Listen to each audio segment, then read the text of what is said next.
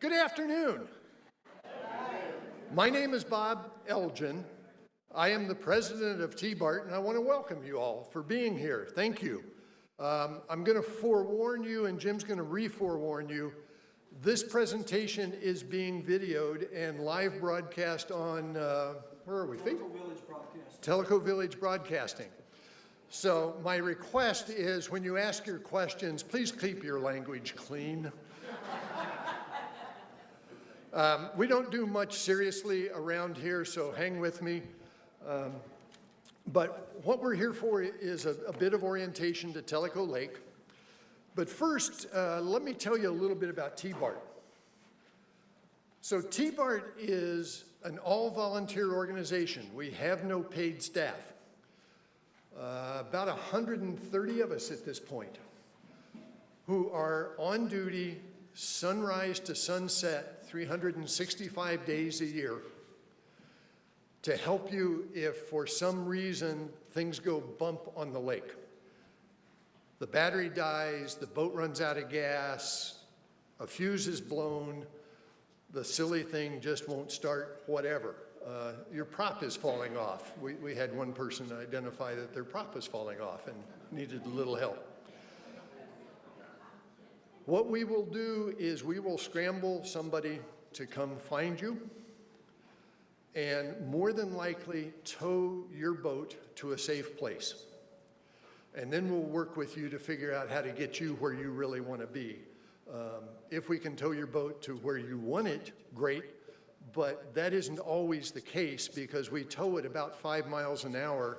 So if you're up at Chilawi Dam and want to come back to Tanasi, that may be more hours than we're willing to do or you're willing to do.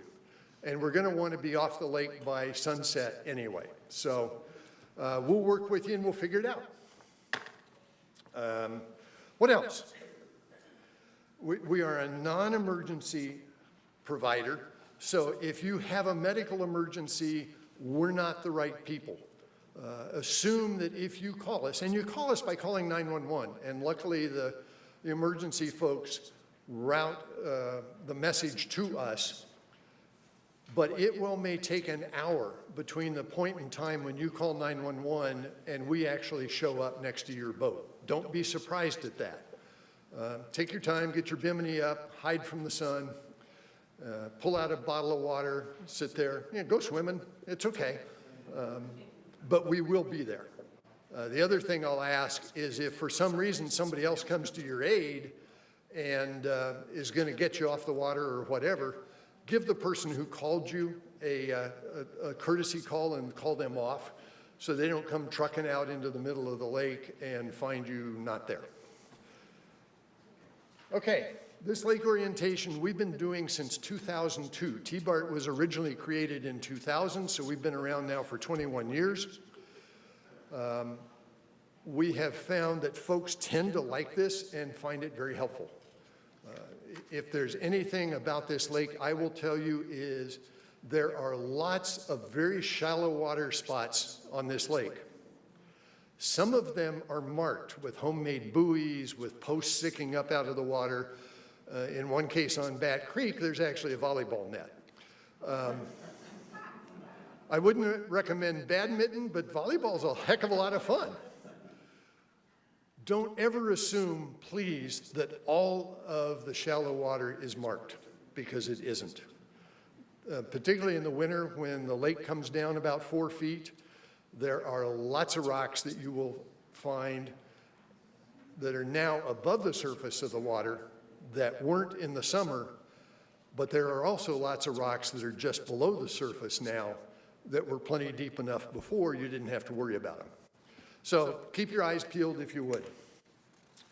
We would like you to understand that we have some sponsors who have been very benevolent in helping us pay for gas and oil and boat maintenance and insurance and all kinds of things. They're up here. Please, when you have an opportunity, throw some business their direction. They've been really gracious to us and we appreciate them. We have a couple of gifts for you today. I'm assuming everybody picked them up when you checked in. the little sticker down there that says call 911, some folks stick it at their dock, some folks stick it on their boat. Please understand that it may not feel like it's a normal emergency when you're stuck out on the lake, but 911 is the number to call. The dispatch organizations in Blount, Loudoun, and Monroe counties will route that call so that we end up getting it.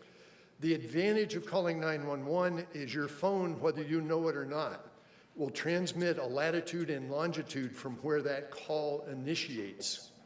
And we can then get that from the emergency organizations, and we use those to come find you. So we can run to a lat long and know exactly where you are. The watch out is I went on a run once, and it turned out that the people had talked to somebody else because they didn't have phone service where they were, and the somebody else drove about a mile on down the lake and then called 911, so I went to the wrong place.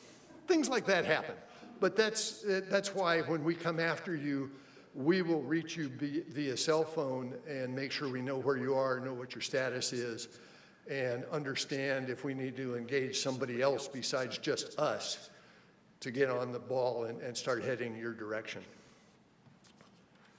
Okay? Waypoints. Yes. You probably picked up on your way in. If you have a GPS, if you have a smartphone with a mapping function, if you have a fish finder, you may be able to use these waypoints to find spots on the lake that you care about. So feel free to throw that in the glove box of your boat, have it with you. Most of the time you may not need it. It may be absolutely irrelevant for you, but when things go bump in the night, you may want that really badly. I'll give you a quick little analogy. My wife and I were up at Tenasseee having dinner one evening, and we encountered some friends who had also gone up there via boat. And I suddenly looked up at the sky and saw a thunderstorm of no small magnitude headed our direction, and we all said, yeah, let's hightail it for home. And the folks I knew hadn't been on the lake terribly long, and I said, do you know your way home from here? And they go, oh yeah, no problem. And said, okay. So they actually took off and left me in the dust, and I lost track of them. I got home, put the boat in the dock, lifted it up out of the water, got into the house, mooring cover was already on the boat, and my phone rings and they said, are you home? And I said, yeah, why? We're not, we're lost. And by now it's dead pitch black. So things can happen. Luckily I was able to go out with a searchlight and find them and lead them home. And we were dodging lightning bolts and raindrops in the process, so it's fun. But that wasn't a T-Bart mission. That was me personally, just getting a little experience at night operation on the lake. Okay, three things. Exits, restrooms, I don't know how much you know, but they're downstairs, two floors, 3 floors down. Refreshments, I'm not sure what time the restaurant opens, but we're just gonna roll. We're not gonna take any breaks this morning. We're gonna boogie. So if you need to get up and walk around, stretch your legs, feel free to do so. If you need to go get a drink of water, please do. We're not going to be in any way, shape, or form upset that you got up and walked out on us. We'll just take it personally. Speak for yourself. I won't walk out of you, Jim. But our challenge is, with a group of over 100 folks, if we took a break, getting you all back together and restarting is no small task. So you have permission to do whatever you need to do. If Jim gets really boring and you want to walk out on him, I won't notice. All right, let me pick on this guy. Jim Riley is actually going to do this thing. I'm not. I'm going to turn it over to him in a few seconds. Jim is our director of training, sits on the board of T-Bart. Good guy. I've known him for, how long have I known you? Yeah, I was going to say, it's been a while. The one advantage I pick up out of T-Bart is I know the folks I play golf with, I know the folks that live close to me neighborhood-wise, but T-Bart enables me to meet a whole bunch of really good people who are scattered all up and down the lake. So I'll do it real quick. If you're interested in joining T-Bart and becoming part of the community, we would love to have you. If you want to help others on the lake, we have some training programs to get you prepared. We do operate 3 boats of our own. There's one at Kahiti, there's one at Rarity Bay, and there's one here at the Yacht Club that we use primarily to do our work on the lake because they're set up and outfitted to do what we do. Historically, T-Bart had captains use their own boats, and that had some advantages and some disadvantages, but we've been lucky enough at this point to be able to have 3 boats in place. And they're ready to go. We keep them well maintained. They're ready to rock at a moment's notice, and we'd love to have you on board with us. So I will, at this point, turn it over to Jim. He's going to take you through the rest of this. And welcome, and thank you for being here. Thanks, Bob. Thanks, Bob. I appreciate it. And I think I've got to think about all you said about walking out on me. The opinions expressed by the management do not necessarily reflect those of the speaker. But if you do decide to walk out, just come up, drop a 5, and you're welcome to go. So, as Bob mentioned, we are being broadcast and recorded by Tellico Village Broadcasting. And so what I realized just a few days ago that was going to be happening, I was hoping I'd have a good hair day, but it didn't turn out that way. So we're going to have to make do. One other thing I want to... Those of you who wore sandals, you may need to keep your feet up off the floor periodically. Bob, didn't you say you had somewhere else you needed to be? I need to go sell a boat. Okay. Let me get us started. First thing I want to do, though, is review with you briefly our agenda and give you an idea of where we are and where we're headed today. We're going to do a lake overview and a background information. We'll give you a little history and a little overview of our lake. We have a beautiful lake here, and I don't know about the rest of you, but I'm guessing if you're here, you came at least in part for the lake. I know my wife, Wava, and I came here 3 years ago, actually started looking here 5 years ago, and we came here because of this lake and the beauty of the lake. And we use the water here, we use about the top 24 inches. We water ski. So you fishermen, I won't bother you at all. I'll just take the top 24. You can have the rest of the lake. That's all that's necessary. But the more we found about this lake, the more beautiful it is, and we've fallen in love with it. Most of our boating prior was on Illinois rivers, Wisconsin lakes, Missouri lakes, and Arkansas lakes. And certainly where we have here ranks up there, in my humble opinion, about any place we've ever lived. So I hope you share that love of this place. And maybe after we're done, you'll have maybe a little more appreciation for this lake.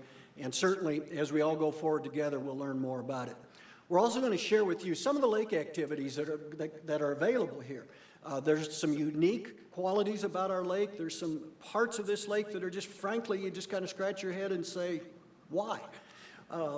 We're going to talk a little bit about safety. We certainly don't do as much safety here as our friends from the Coast Guard Auxiliary do, but we will touch on some of the high points. We're going to talk about some of the water organizations that are here, some of the lake organizations that are here, and then I guess we get into the meat of the subject. We get into navigation, some of the unique things about our lake and the facilities and the points of interest and hazards. I think Bob pointed out we've got 3 exits. In event we need them, I hope you would just go peacefully and make sure I go with you. So let's see, what else could I do? I'm going to move through this fairly quickly and do my best to keep us moving, but the truth is this is about a 3-hour presentation, 2.5 to 3 hours. I would encourage you, if you have a question, just go ahead and ask it. But as Bob said, you know, remember, you're going to be on tape or on video, I guess tape. How old am I? You're going to be on digital recording. So we will get through this the best we can. We will not include all the safety information, I've already mentioned that, and it will not replace one of the safety and boating courses that are offered either by the auxiliary or the boating club. There are hazards out there that we may not know about, and luckily we have not found. So I'm a conservative boater, and the predecessors who helped write this presentation apparently were conservative because we're sure we didn't find everything, and we don't really want to. Let's talk a little bit about our Tellico Lake. It was started in 1967, but it was actually on the books with the TVA since the mid-1930s. I want to say 1936. It was booked as one of the lakes they wanted to build. It was moving along pretty well until this little guy got in the way. Anybody remember reading about the snail darter? Well, as it turns out, in 1973, something called the Environmental Protection Act was enacted. And one of the key opposition speakers to this was and I think he was a zoologist. Let me get I have to do two things if I'm going to read. This is it, and this is the other one. He was a zoologist who had spoken very strongly against the lake, and he and some others were snorkeling down around where the dam is today, and all of a sudden he came up with this little perch-like thing, and somebody on the shoreline saw all this excitement, and they said, "Mister, what do you got?" And he held up this little thing, and he said, "Sir, I've got what's going to stop Tellico Dam." And as you know, it held up the dam and held up the lake until 1979.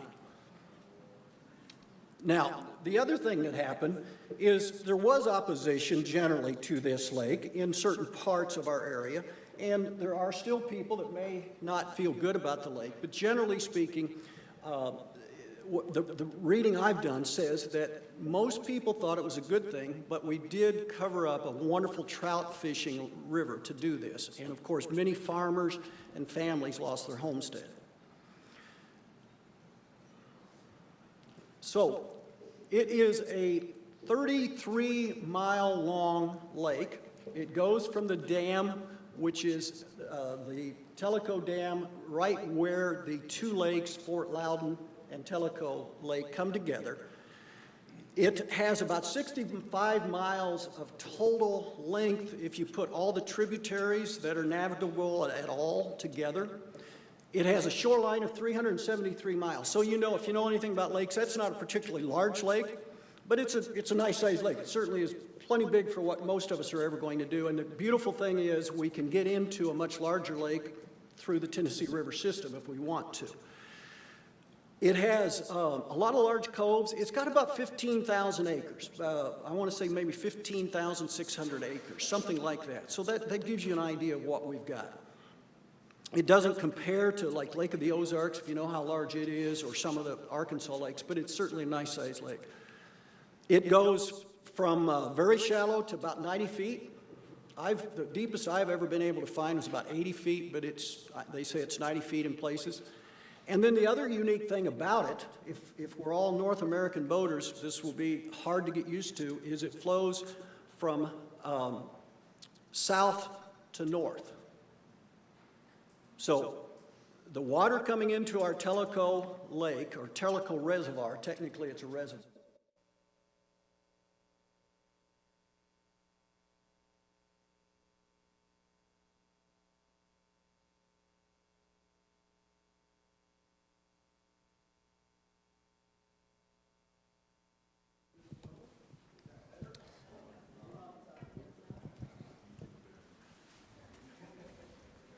Down on the goose mic,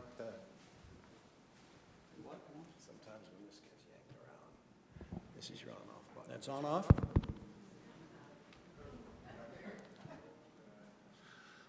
In conclusion, thank you for coming. I hope you've enjoyed it as much as I have. So I think I was going south to north. And I was telling you that we have mountain water that comes into our lake primarily. We have the Tellico River, which is a relatively small river, and then we have the Little Tennessee River, which I don't have to tell you what kind of river it is. It's not the big Tennessee, it's the little Tennessee. It has a summer pool of 812 to 813 feet. So these are some numbers you may want to think about. And it has a Tennessee Valley Authority owns all property up to the 820-foot level.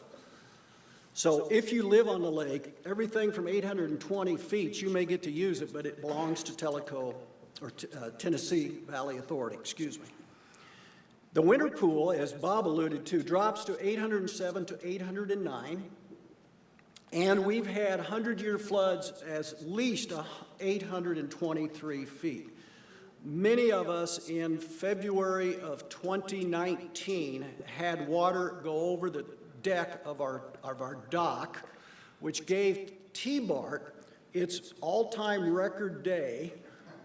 What was it, how many call-outs that day? Bob, do you remember? Towed 11 vessels. We had some docks that were floating. We had all kinds of things. So we had all 3 boats, which has never happened before. And frankly, we hope it doesn't happen again. But if it does, we'll have a good time. You know, we're kind of crazy folks. We kind of enjoy the fact you're having a rough day. But we come to make that day better. So just keep that in mind. The other thing I want to point out is from about April 1st through May 15th, the water starts coming up. I've got a friend, a neighbor, who says that it never comes up until April 15th. All our taxes are paid, then they can afford to bring it up. I'm not sure if that's true or not. And they start drawing it down around November 1st. Just keep an eye on that. This is something that you can, I'm sorry, there's a question in the back. Does water flow over the dam at 820 feet? Yes-ish. It might be a little more or less, but yes, at 820 you're going, you know, once it catches up, if we had a deluge, once it catches up, it's going to drop right back to 820. So what this is the operating guide, and the address and the way to get to this is in your handout. So there's going to be very few things you will need to write down as far as information. This will be on the last page of your handout, the thicker handout. But what this is the operating guide, and this to me is one of my favorite things, and I check regularly, it is a 10-foot scale. So remember that, it's 10 feet from 806 to 816, and what it shows is what is happening this year and what happened last year. And this is dated, I think I got this back in March or April. So what you see happening here is this is coming up to summer pool and then headed back down in the fall. So this is a handy chart that you can get by going on the Tennessee Valley Lake Information website. This is the other important chart that you may want to look at from time to time. It gives you a 12-hour history and a 3-day projected where the lake is headed. Now, if you have, you know, and you're not going to need that necessarily on a daily basis, but if you maybe have something planned, you may want to see where the lake's going to be. In the summertime, it's not going to vary more than probably 8 to 12 inches, and TVA does that to help control mosquitoes. I don't know about the rest of you, but we've been here now for 3 years, and I've yet to have a mosquito bite. And so I think they do a good job with that. These are the websites. Like I say, it is in your handout. If you want to, I'll give you just a moment if you want to take that down, but it should be on the last page.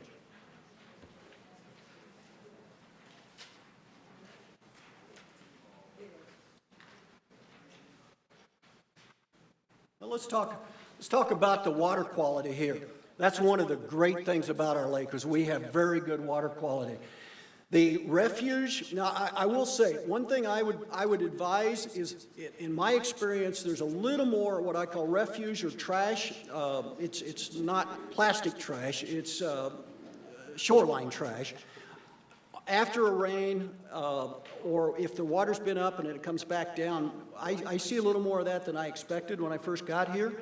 It's still better than most lakes, but it is affected, though, by the fact that we have a lake cleanup that goes each spring, and also we have less boat traffic than some of those other lakes that we've mentioned. Norris Lake, Lake of the Ozarks, we're not nearly as busy. We have 5 dumping stations on the lake for those of you that have that type of a boat.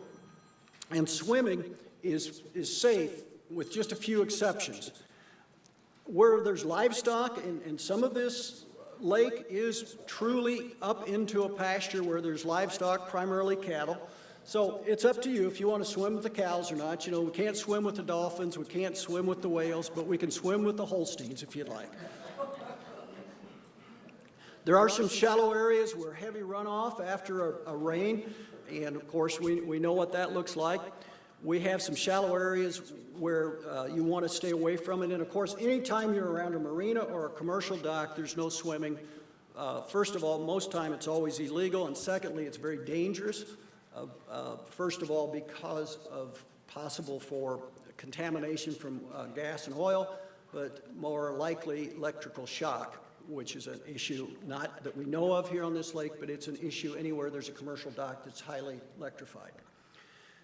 Fish are safe to eat. Catfish, there are some exemptions or cautions on that. We don't know that there's anything going on anymore, but it has not been lifted. So we advise if you enjoy catfish, maybe you go to Tenasseee and have a fillet. So let's look at the lake responsibilities. Like many things, there's a whole alphabet of organizations that are in charge of this lake. The Coast Guard is the organization that manages all commercially navigable rivers and waterways in the United States. And that includes Tellico Lake up till about Von Noor. It's not exactly there, but up till Von Noor, and we'll talk about it a little bit later. We'll point it out in more detail. The other thing, they have the ability to close any part of the lake for any reason that they see fit at any time. They still hold that, but they've basically ceded all their daily activity and control to both the Tennessee Wildlife Resources and to the county sheriffs. So the Coast Guard is important for navigation purposes, but you're not going to see them all that often. Who you will see, and these are your friends, are the U.S. Coast Guard Auxiliary. These are volunteers who are, they're sanctioned by and led by the Coast Guard. They are out here on a regular basis. They're the ones that give safety checks. They will give you a free safety check and help you meet the law and be safe without having the issue of a ticket issuing authority giving you the same advice. Might be a little cheaper to use our friends from the Coast Guard Auxiliary. And we have or a couple of folks from Coast Guard back here. If you wanted to talk to them later about a safety check, you could do that. Tennessee Wildlife Resources, you'll see their boat quite often. They're in charge of wildlife, water quality, and some law enforcement. We see them more than we see anyone else in our end of the lake. Corps of Engineers, they run the lock and dam, and then the county sheriff, what can I say? They serve and protect, even on the water. So, and then there's us. And I don't need to say any more about T-Bart because Bob's done a good job of saying that, but I agree. Just for the record, he's my boss, and I agree with everything he says. Everything. So, let's talk a little bit about communications. On this lake, and it seems to get better every year, cell phone coverage is pretty good. It's not perfect, especially as you get up towards the Chilhowie Dam. It gets a little sketchy, and up towards Ball Play, it gets a little sketchy. However, most times you've got pretty decent coverage with almost all carriers as far as I know. For those of you that would prefer to use channel 16 and a VHF radio, as you know, you use a channel 16 for hailing and the primary contact, and then you switch to one of a number of other stations or channels, I should say, for that. And if you're headed towards the lock at Fort Loudon, you'd use channel 14. But I think that covers about all we need to talk about on communications. I would say, well, as far as I know, 99 point something% of all the calls we get through T-Bart are on cell phone. We don't use VHF radio hardly at all. A lot of lake activities here, folks, and that's just a few of those. Those are the legal ones, I think. There's maybe a few that aren't. But the one thing I would say, as I suggested before, we're not as busy as many lakes, but we still have enough activity that if you're in a boat, and certainly if you're new at boating, I would just advise you that it's one of those sports that you can't really relax if you're moving. So as you're out there, look, because there are lots of ways for people to get hurt, and usually it's the people in the water that are hardest to see, even on a bright sunny day, so be careful. We also have good fishing here. We've got all of these. We also have muskies and northern, and we got lobster and salmon, but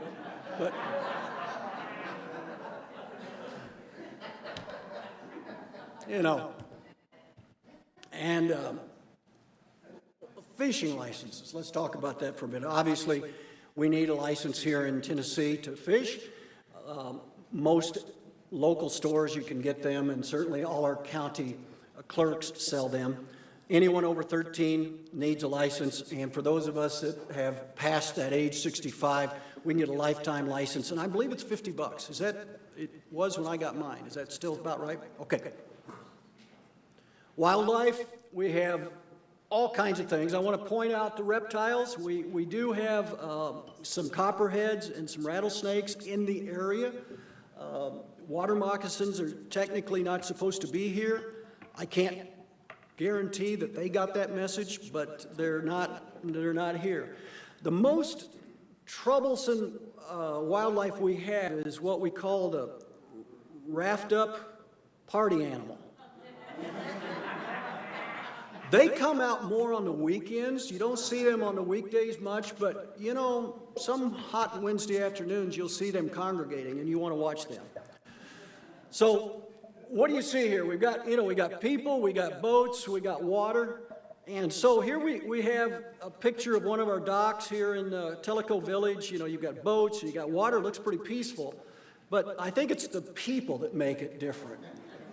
So I want to show you just a little how to not do things. So these folks, they have a submarine and a PWC without a rope. Now that's up some kind of a creek, and they don't even have a paddle. So how about this? There's got to be a better way to meet people. I know there's a better way to stop a boat. And this one, I don't know that you can see it, but that's a glass bottom boat. So that's the true definition of transparency. And this, can you just imagine, honey, let's go right. Oh no, honey, let's go left. Somebody had to make a decision, and it didn't get made on time on this one. Safety's always first. We want to always emphasize that because boating is so much more fun when nobody gets hurt. If you're under 12 and you're in a boat, you can operate the boat as long as there is someone who can immediately take control. So for those of us with grandchildren and they're under 12, you can let them sit and drive as long as they're on your lap or as long as you can take control immediately. I would certainly never recommend someone under 12 operating a boat unless they're on your lap. And then born after January 1st of '89, any visitor that is of that age to your home running a boat has to be able to show proof of a completion of a TWRA approved boater education course. Now there is reciprocity, so if they get one of those at other states and have that certificate with them, they'll be fine. But that it's a good test. It's one that is typically proctored, at least here in Tennessee. Life vests, anyone under 13 must have one as long as the boat is moving. It must be the appropriate size and weight category for them. It has to be U.S. Coast Guard approved. Readily accessible. Let me ask you a question. You've got a brand new boat. Who's got a relatively new boat? Okay. Did you get or did it come with some life jackets? Okay. How many of you have not taken them out of the plastic yet? This is the best class I ever had. If you had not taken those out, and had you been stopped, they would not qualify as readily accessible. So you're a smart group. I appreciate that. That's important. And one other thing I would mention, many of the high-end, most expensive ski and wakeboard vests are not Coast Guard approved. A lot of people don't realize that. They're more designed for impact than they are life-saving. So if you think spending more money for a life jacket for skiing or wakeboarding or surfing, any of that kind, just make sure it's still a Coast Guard approved if you want it to qualify under these rules. I mean, if you want to use one, that's fine. They're very comfortable and they're very safe, but they're not approved. Yes, sir. Listed on the cutoff switch being underway, if you're sitting in the front of the boat using a trolling motor, is that considered underway or? Okay, the question is, what are the details about what is underway on a cutoff switch? The answer is I don't believe it is a problem to be in a, you have to be underway where you're creating a wake, you're moving at a reasonable speed. Now, what I'm going to do is ask you all if you have details about this, because we believe the TWRA is not enforcing that here in this state. I happen to think if you're certainly in that type of a boat, it's a good idea. I've seen some videos of what happens before and after. But instead of me trying to be an expert, because it's a little too fluid right now what the right answer is, check there. But it is a federal law, went into effect April 1st. Whether Tennessee's going to enforce it or not, I frankly don't know. Okay? But it's there. Want to talk a little bit about, over here, got some questions. Yes.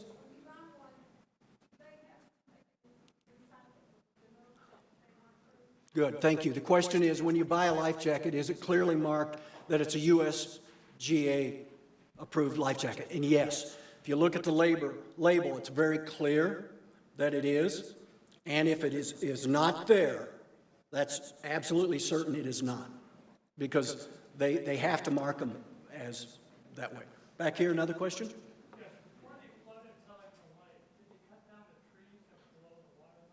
Yes, the question is, before they flooded Tellico Lake, did they flood or did they cut the trees down before? The answer is yes in most places. And I'll show you some evidence of areas where they did not later in the presentation. Specifically in the Tellico River, they did not. And one of the things I talk about is I've been on that in a kayak and actually hit logs or stumps in my kayak and bent the fins, the Hobie fins. So thank goodness it wasn't the boat. But yes, generally the logs have all been cut, but not always. And some of that is because it makes for good fishing. Let me take us back real quick, and I'm not going to spend a lot of time here, except this is one of the things that T-Bart does that we are very pleased to offer, and frankly, we're proud to offer. It is a loaner program. We have life vests in various sizes at almost every one of the public docks in our communities, in both Rarity Bay and in Tellico Village. If you go to Tenasseee, you'll see a couple of different places where the life jackets are. This is take one, use it, return it in as good a shape or better than you found it, please. If you take one and it, for some reason, gets ripped, gets torn, is damaged, do not return it. Throw it away, take it home, and get rid of it. We don't need, someone else to take one that's been hurt. And if it happens, we understand that's wear and tear on life jackets. We have them at the Yacht Club right here at a couple of places, at the beach, Tugaloo Beach, at Kahiti, inside the restrooms. Many of these places that have public restrooms, they will be inside one of the restrooms because it's about the safest place we can keep them and keep them out of the weather. At Rarity Bay, we've got a couple of places. So this is a program, so you don't have to buy expensive life jackets if you've got guests coming.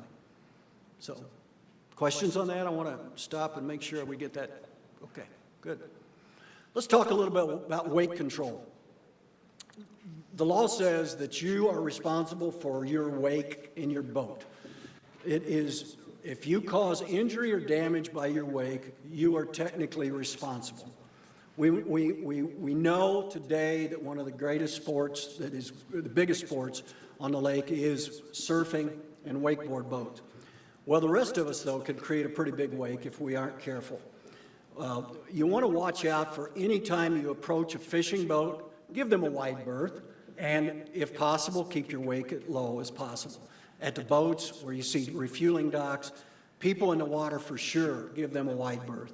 And then any vessels under tow. So when you see T-Bart towing, give us a wide berth, and if you can, give us a no wake area to get through it. Slow down and reduce your wake, but those of you that are new, there's one thing worse than running it plain, and that's plowing deep. Some people slow down, and they think just going slow is good, and it can be, but we're talking about going to a no-wake idle speed as opposed to a plowing. Most of our hulls today plow deep at a low speed, and that throws a wake worse than if you went wide open. So wake control is very important. You'll see there are many places where we will see no wake areas. All commercial docks, 300 feet from a commercial dock, has to be no wake, whether there's a buoy or not, whether there's a sign or not. Common courtesy, common practice is 100 to 150 feet from a private dock, no wake. That doesn't get done very often, but that's common practice. Maybe it's uncommon practice, but it's suggested. Let me, again, imagine Peter has got the rules of the road for TWRA. Make sure you get those. You want to get these. Yes, right back here. Most other states that I've voted in, there's always been weight restrictions when you're close to shore. There's no slow down within 200 feet or so of the shore? No, not here. Question is there any restriction on speed close to shore? And the answer is none that I'm aware of. I'm sure there is not. As you get close to shore, you're obviously taking more risk on this lake, but there is no restriction. And I'll get off. Don't get me off on a tangent, but we're doing a lot of shore damage, doing a lot of erosion on our shorelines, and sooner or later we're going to have to deal with that. But so anyway. I think I already convinced you should take a safety education course, and then I've already asked you to talk a little bit about the vessel safety check that the Coast Guard Auxiliary or the boating club will give us. The safety check, right back there. Are there any of those safety courses that are open or not filled up? I know we looked earlier and everything was filled up this year. Question is, are there any open spots for any of the safety classes? I'm going to ask Peter Krzyzlowski back there. They have safety classes online, ABC, the American Boating Club, they're doing some Zoom classes. We've been restricted at the auxiliary because of COVID. We've had some classes in person and some classes in Zoom. We don't have any more going on this year. If you go online and just Google safety boat classes, TWRA has a number that are online for them. And I believe that was suppliers over here from the Yacht Club. It also has some other classes that are doing that. Just for the audience outside of this room, I'll just try to summarize what Peter said, is right now the auxiliary does not have anything open yet this year. He suggested you go online and Google boating safety classes, and you'll have an opportunity, and then check with the American Boating Club. Vessel safety check, if you've never had one, it's a good thing. It's not a law enforcement action. As I say, these are people that are just like you, but they've committed themselves to help all of us be safe. It's a courtesy check of the safety equipment and all of the other items that are needed on a boat. It hopefully will raise your awareness of safety issues, and there's no report made, but if you are missing something, they will give you suggestions and say if you want to pass the next real inspection that you need to get that. Let's talk about local organizations. I'm going to take most of these on a case-by-case basis real quickly. Let's talk about the Tellico Cruising Club. The objective there, it's a social activity, it's a social group. It is for all Tellico Lake boaters. They do, remember I talked about the raft-offs animal? There's some of them, yeah, some of them. But they do dinner cruises, they do land and water outings. It's open to everyone. They meet, once a month. And again, this address here and this phone number is in your handout, so you don't need to worry about writing that down if you have some interest, but it's a good club and they have a lot of fun. Rarity Bay Yacht Club, very similar for the Rarity Bay folks. They promote boating safety and organize social and cruising activities. If you're a property owner there, you can be a member, and Tom is the guy to talk to, and again, his name and number is in there. How about fishing? Anybody here enjoy fishing? Got a few fishermen. Okay. Well, I don't know, maybe you've heard about the fishing club, but they're a very large club. They meet weekly, or monthly, I should say. They do presentations and, monthly fishing tournaments, and they do outings on other lakes too. So they will go somewhere else and have some tournaments and do some excursions at other lakes. So again, as I say, Dave's information is in our handout. Soggy Bottom Kayak Club. Who knows why it's called Soggy Bottom Kayak Club? I think that's one of the greatest names. When I first read that, I thought, wow. So anyway, they are very active. And again, they're typically here out of Tellico Village. America's Boating Club, years ago it was called Knoxville Power Squadron. It's part of a United States organization, very, very strong organization. Again, similar activities as the other two, but I'd say it probably is a little more towards education and safety than the other two boating clubs that I mentioned. They work a lot, as I say, with our friends from the Coast Guard Auxiliary.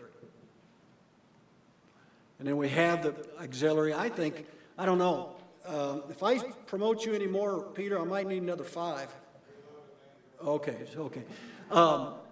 They really do a great job and enhance the safety, and they love to have new members, and they meet on a monthly basis too, and they will partner with the club, and they are very integral to our lake.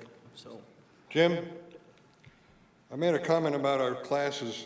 Mike Colacone, who runs our public education program, we have one more class this year on June 10th. We hold it up here in the Yacht Club, which is a class that we call Now in Command, okay. which is for ladies only, taught by lady auxiliarists. We found typically in the village here between 80–90% of the time he drives and she sits. The lady auxiliarists will teach the ladies, boaters, how to save them or get the money. But I have business cards back here from Mike. If you ladies have an interest in that, I will give you the cards here. Call Mike up, find out if there's any more room in that class. I think we've expanded it because the COVID rules have been lifted. Thank you very much.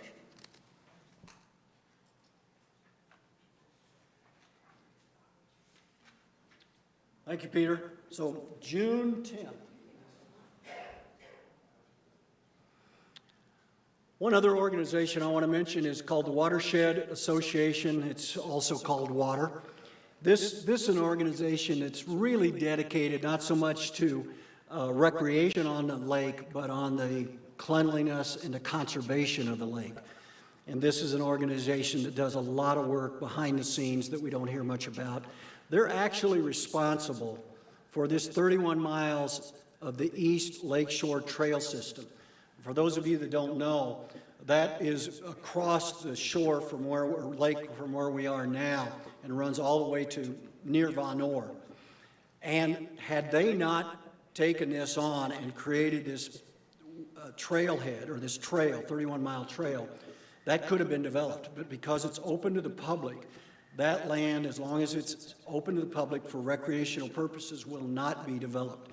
And to me, that's very positive, to have that much shoreline on a lake like this protected long-term from a commercial development. But this organization, they do water quality assessment. They are taking the lead on the Asian carp issue, and we'll talk about that a little later. Coming from northern Illinois, I'm intimately familiar with Asian carp, to the point that we've gotten up close and personal more than once. I'm a water skier, and they don't always get along with us water skiers well, I guess. So we'll talk about that a little bit later. But the point is, water is an organization that is helping us maintain our beautiful lake. If anybody else wants to take that cue and maybe silence your phone at this point, that would be helpful. I had a pastor one time, and he said, okay, next phone that rings, everybody buys coffee for everybody in the congregation. Well, if I said maybe next phone that rings buys a round of drinks for all of us at 4 o'clock, would be, so. Thanks for being good sports about that. So then we talked about T-Bart. We're all volunteers. I don't know there's much left to talk about. I think Bob did a good job on that. I'll just move on. And let's talk about navigation a little bit. There are really, as it goes today, there's really only one map that people are going to need. It's this map or one like it. Obviously, the Coast Guard and the Corps of Engineers has a map that's more for navigation, but they're out of print, and they are they're darn expensive. I ordered one to prep for this, and it was $96, and it was a book of Tennessee River and all its tributaries, and it's already out of date. It's dated 2013. So really, for our purposes, if you're only in Tellico Lake, I think this is all you'll ever need. If you start down the Tellico River, you may want to invest in another map or get online and get the digital maps. And this is what we're going to go over later. And if you haven't got one and you need one, Don over here has those. We're not doing this to make money, but for $5, it's a pretty good investment. Yes, sir. I'm not sure I know that without looking, and I'd have to study it. It's probably been 4 or 5 years. I don't know. For what we use it for recreationally, I think it's pretty accurate. I haven't found much wrong with it, and I've used it now for 3 years, both personally and as a T-Barter, and I don't think it's out of date by any means. So, okay, let's talk about what you're going to see on our lake, which is part of the Little Tennessee and Tellico rivers. They flow from south to north. So in boating, we say red, right, return. So that means if you're returning from the sea,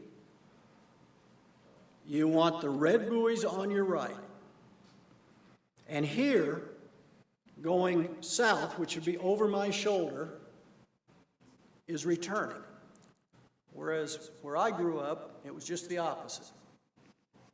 But it is important in this lake, certainly until you get comfortable with it, to recognize where those buoys are and recognize that you want, going towards Von Orr, towards the Chilhowie Dam, you want to be red on your right, and obviously just the opposite when you turn around and come home.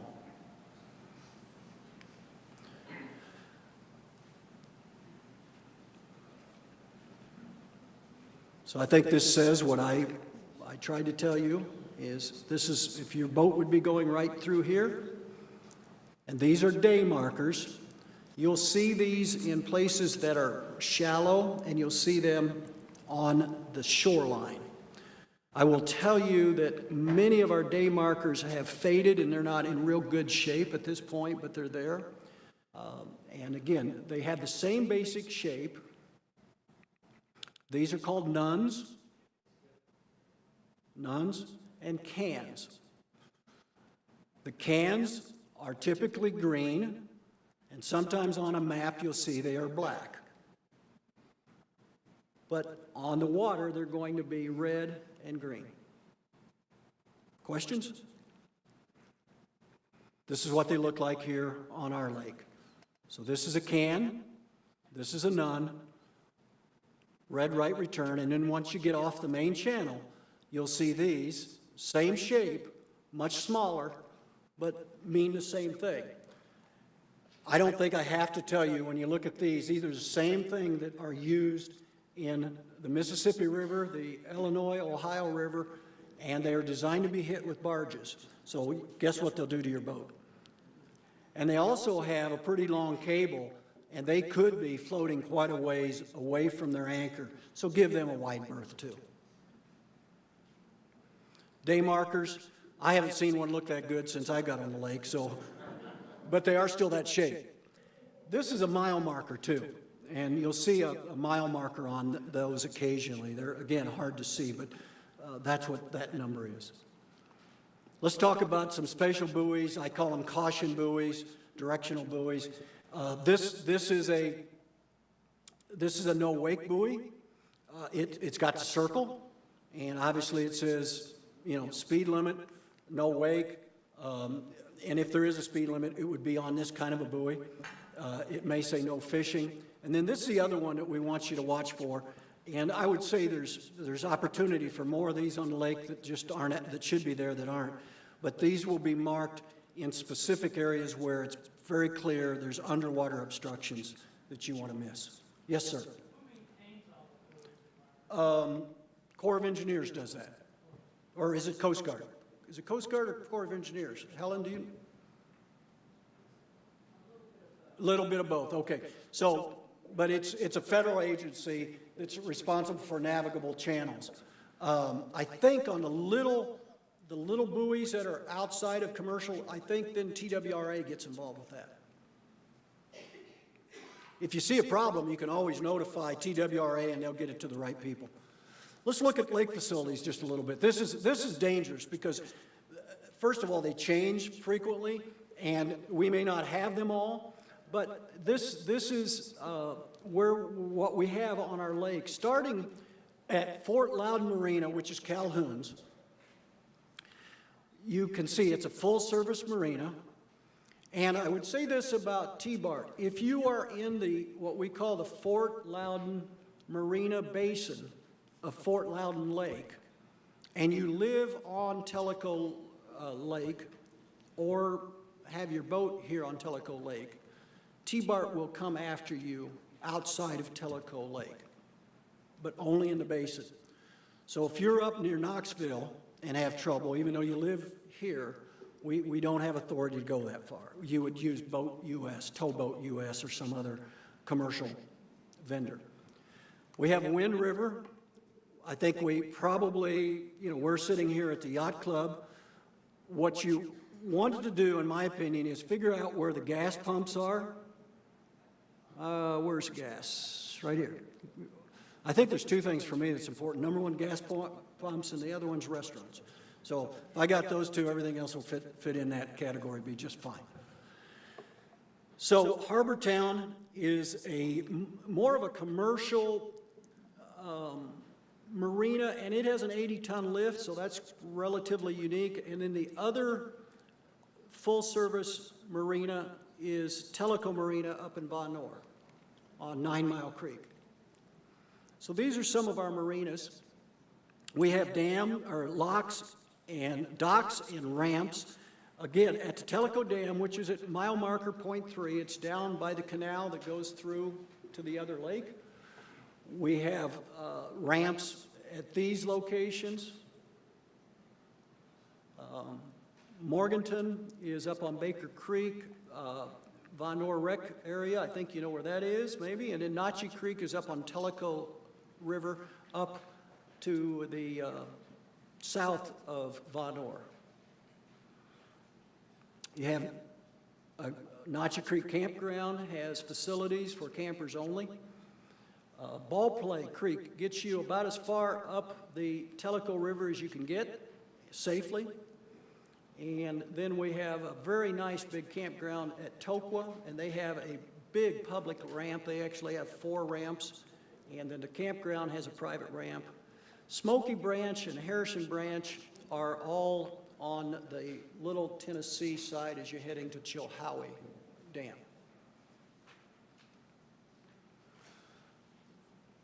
Here's another place where I can get in trouble is These are some wonderful places to visit, and there maybe are some others, but let me point out the Von Noor recreational area. It's up Island Creek. It's basically a city park. It's got picnicking and that kind of things.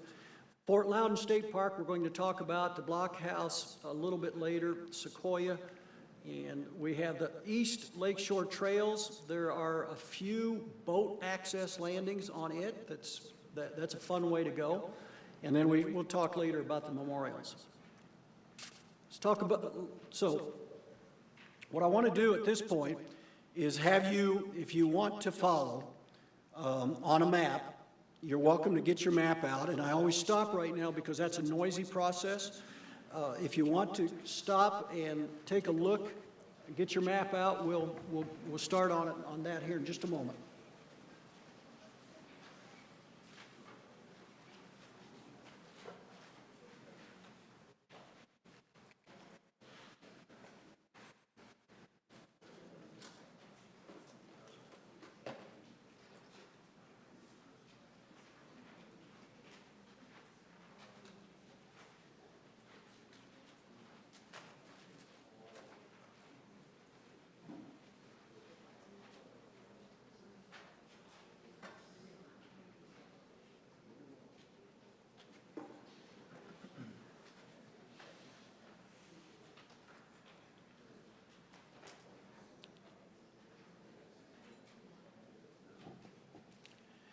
As you get that open, see if you can get yourself to where Lenoir City and Calhoun's or the dam, the Fort Loudon Dam is on your map, because we're going to start there and work our way up the river. And when we get to Von Noor, we're going to cut off and do the Tellico River and talk about that, and then we're going to come back to Von Noor and head on up to Chilhowie Dam. Are there any questions up to now, what we've talked about or what you're interested in? What do you think? We got it? Are we ready to start this journey? By the time we get done, we will have traveled about 40 miles, so get comfortable.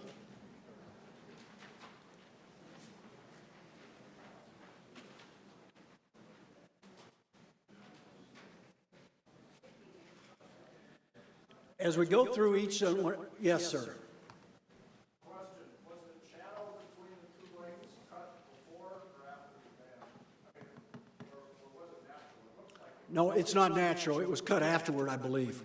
Yeah, I believe that's, I'm trying to think. That's a good question that I should know. The question is, when was the channel cut between the two lakes? And I apologize, I should know that for sure, but I believe that was after the fact. It might have been planned, but I don't think it was when they first closed the dam. I don't believe it was there. Back in the back.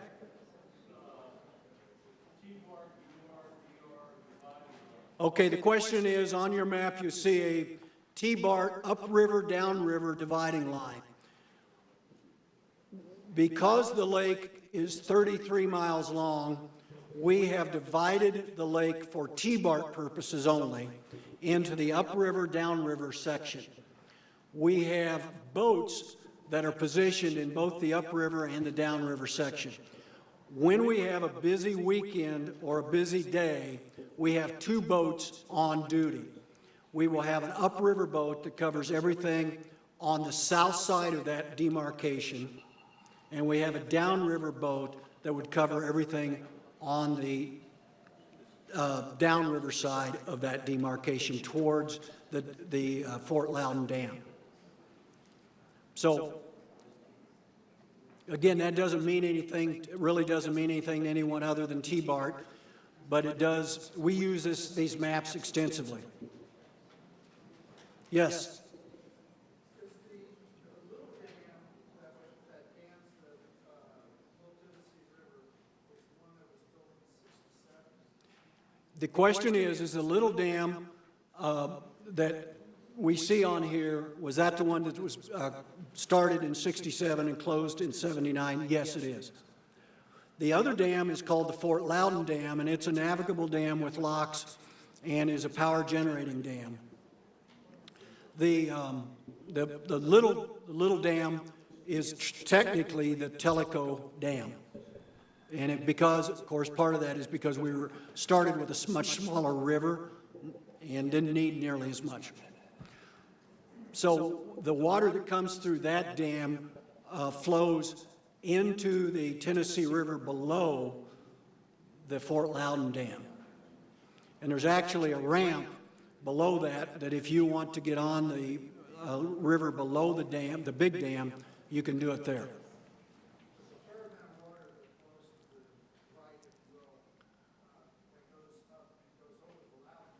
Yes, I mean, I'm not a geologist by any chance, or whatever the word would be, but I think most of the water that flows out of this lake would go through the channel into Fort Loudon, ultimately through the Fort Loudon Dam. We doing okay? Everybody got a map that looks something like this at this point? Okay, I've told you where we're going. Let me tell you how we're going to get there. We are going to talk in sections. We're going to start in a section, and in that section, we're going to discuss what we know to be points of interest or points of unique, unique features of that part of the lake. We're going to go through that, then we're going to go and stay in the same section, but we're going to go back and say, now that we've told you all the good, let us show you a little bit of the bad or the things to be concerned about in that area. So we're going to go section by section. We will slow down a little bit compared to the way we've been going this afternoon. And our goal, of course, is still to get through this well before 4 o'clock if we can. Does that make sense? So I would say if you want to make notes on your map, or if you're in couples and one person wants to make note on our handout, because the handouts will also follow this. So you've got a map and a handout. You can write on either one. Good? Ready? You ready? Okay. I just want to make sure I wasn't the only one asleep. Okay, let's go right here. Let's just start right here with Fort Loudon Marina. I already mentioned that is a full-service marina. It is also the home of one of our more popular restaurants on the lake, Calhoun's. We come right to this area near the dam. Here is the channel, and this is mile marker 0. This is a recreational area right here. You can see that. Tellico Dam, we've already talked a little bit about it. It's right here. It's an earthen and concrete dam. It's fairly small in relative terms. And it is used, it runs water through most of the time, and it would obviously be used in more extreme cases of flood. And that's where the snail darters roam.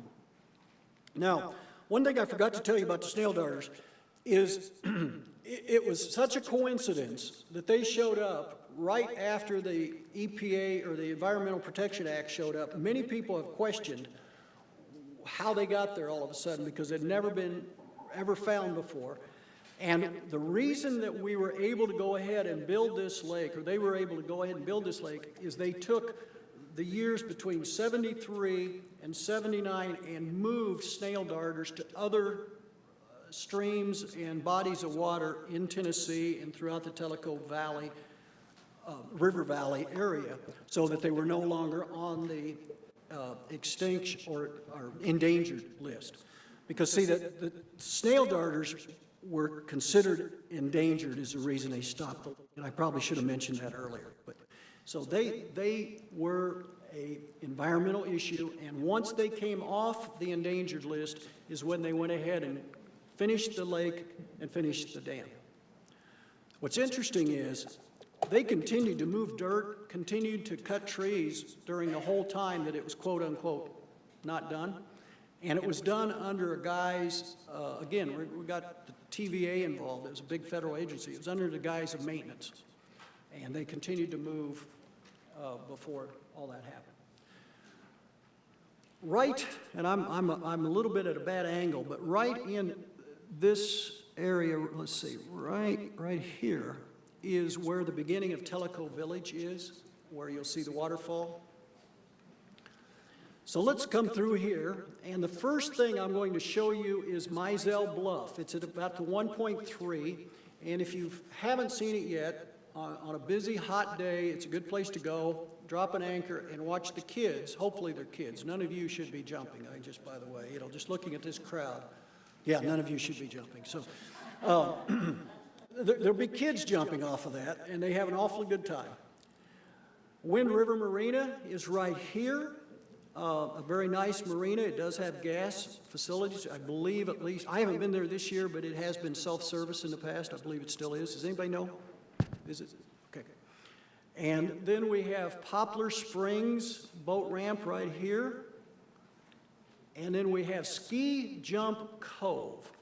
Ski Jump Cove is named that because at one point it not only had a slalom course in it, but it had a ski jump in it.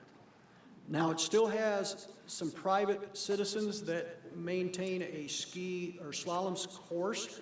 It's submersible, so they can bring it back up, ski it, and then drop it back underwater, at least last year. I don't know, that's one of those where we don't know for a fact that it's still there this year, but it has been there for years. That's why it's called, is it? Okay. It's the only two slalom courses on the lake that I'm aware of.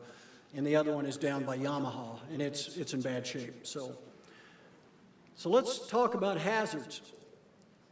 So what I'm going to do is point out some hazards and then show you some pictures of them. The first thing I want to show you is what we call the 5 buoys area. It's a reef that's inside of those buoys, and even at summer pool, you don't want to get inside the buoys. It's very shallow.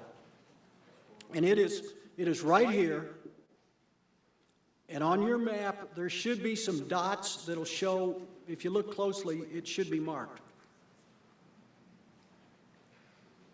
That's one that's well marked, and you want to stay clear of. The other thing that a lot of people do is they use a shortcut between this island here and the shoreline. The channel, and I hope this helps you a little bit, the channel goes here, goes around it. This shortcut, it's at least less than 7 feet deep, which most of us would be okay with, but you just never know if the water's down a little bit. It just depends on how much you like your prop, or your lower unit. But people use it. You would just want to be careful and watch the buoys and be very cautious there.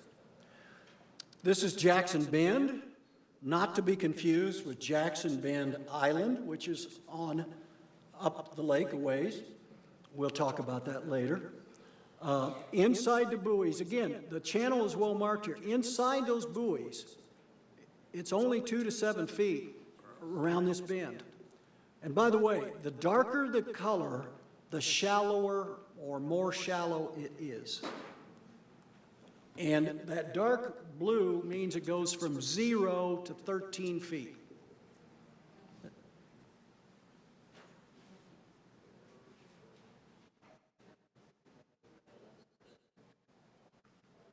Let's look at Coyote Shores.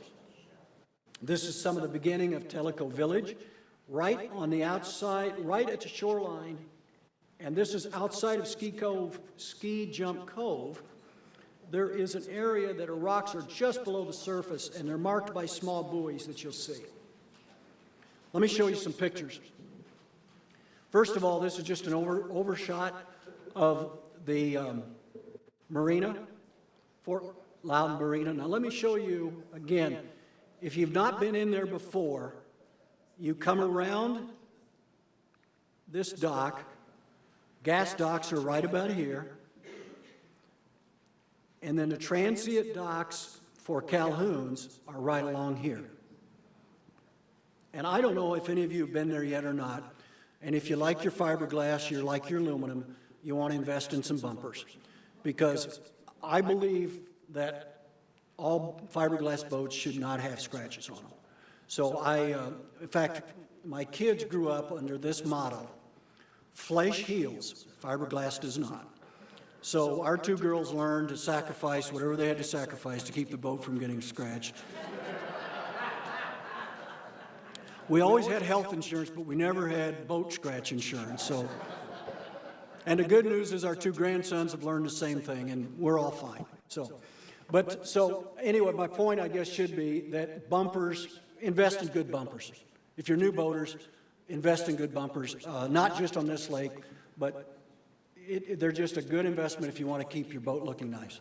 So, that was free advice, by the way, no extra charge for that. Okay, here's the 5 buoy area. Wonder why we call it 5 buoys? This is a summer pool. You can't really see it, but this is it. And these are marked with danger buoys, like we pointed out before. Okay. I'll answer that. That was the first place I pointed out to you, right here. About 1.5 mile marker, right in here. If you look close on your map, at least the map, the Tellico Lake map that we sell, you'll see some buoys, you'll see some dots. It's along the shoreline, so you really have to work hard to find it. I mean, to run over it. Does that help? Everybody got it now? Okay. And again, that's what I say. I hope this will help, and we show you that. So here's the 5 buoys area. Looks pretty calm. Here's 5 buoys area in the wintertime. 4 to 5 feet down, that's what's lurking underneath the water. Now these are taken from near the shore or close in, so you would, if you were coming from the other direction, obviously you would see these. Here's what I suggest. Especially these hazard areas, when you're out someday and you're cruising, you're just enjoying, go look for them. Get them in your head, because if you're ever out after night in dark or even a dusk time, it'll be good to know where these are and to avoid them. These are all outside of the channel. None of these, if you stay between your channel markers, you'll be fine. Your only danger really between channel markers is floating debris. Now, I can't guarantee that, but that's the way it should be. Okay, here's the Mizell Bluff. It's beautiful. The kids love it. Remember I mentioned outside of the ski cove, there was another spot that was shallow. This is outside Coyote Shores. These are the buoys, and here's what it looks like in the wintertime. That would hurt. That would make the prop guys happy, the prop repair people, if that's all you tore up.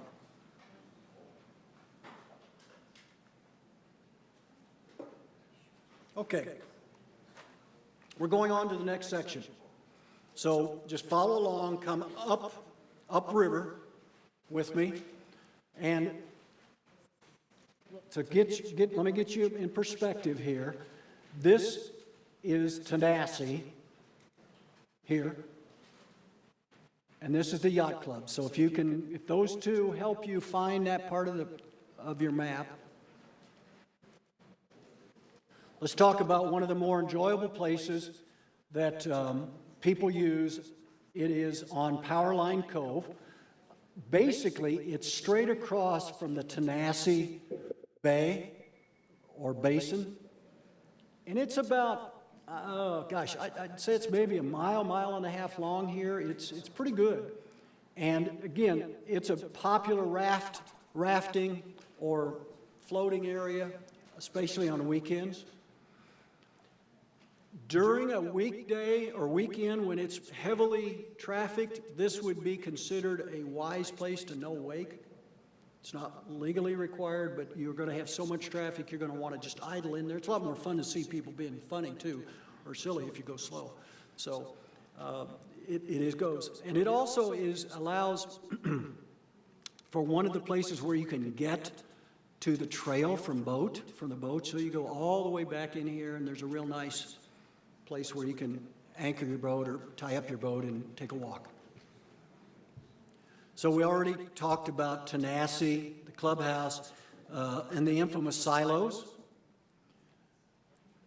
Fun fact, and again, I have to give this disclaimer because the back of my mind says I found 5 places with silos on this lake, but I can only tell you 4 of them. And I think that's because I've I'm 69 and I'm, been in the sun too long and taken too many ski falls, but there's at least 4 places where they've left the silos standing. And it's fun to find them. Most of them are easy. There's one that's kind of hard, and I may give you a hint on that. Thank you. So we talked about the trail access, and then we have Tugaloo Beach is right here, and there's the Yacht Club. And then Sinking Creek goes right to back here. It's narrow, but it's a nice, quiet, slow place to go. Okay? So, hazards. Already alluded to it, Powerline Cove on weekends and holidays gets a lot of rafting, a lot of floating, a lot of activity. It's fun to visit, but you want to be careful. The other place that I would point out to you is right outside, right straight across from the Yacht Club. I mean, I don't see this as much of an issue because most of us come by the Yacht Club, get out to the channel and go. But if you're leaving the Yacht Club and you bear to the right or to the upriver side, it gets fairly shallow there on the point, so you want to watch that. And then the thing about Sinking Creek, although it's a fun little place to go, it's got a couple really blind, narrow curves. So if somebody for some reason would come out of there at speed, you might not have much time to react. So just keep your eyes open if you're in there. Okay? Okay, we know all about Tenasseee. These are the silos. And here, back here, these areas right here are the transient or visitor docks for the restaurant. So right here, right here. And on a busy day, it may not be enough. So you just kind of take your shot at it. The other thing I would say is you want to stay fairly close to the dock. This gets fairly shallow in here. I don't think it's anything to be overly concerned about, but it does get shallow. Okay. Okay, yes. The comment was it gets really shallow at the transient dock. Now, I've never had any trouble, but have you had trouble? 1.5 feet, okay. Most of our boats draft a little more than that. So, did you do any damage or just blow a lot of mud? Oh, I think, yeah. Blow a lot of mud out. So, okay, here we go. This could be our group here now. This person right here is probably in this room right now. I'm not sure, but I'm guessing. This is one of those boat landings on the East Trail. This is the one actually in Powerline Cove. So you can see it's a nice, you got bumpers, you could tie up there and take a nice hike. Yacht Club, let me see, I always have to stop. Okay, here is the gas dock, and I think everybody here knows it's self-service, and it is available 24 hours a day. These are the transient or guest docks for the restaurant, and it's out in here that you want to watch for. So, like I said, I think most of us would come out and hit the channel here. I can't imagine any of us running this close to shore, but it gets shallow. So, okay, we're going to move on down or move on up the lake. How we doing, everybody? Is this helpful? Are we doing okay? Good. Okay. I only see one person sleeping, and I think he had a rough night. So,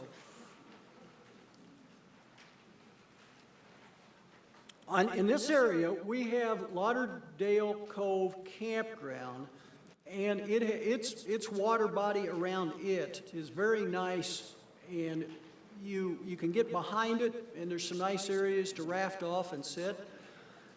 This is Clear Creek Ramp, which is, again, near, guess what? It's near Clear Creek.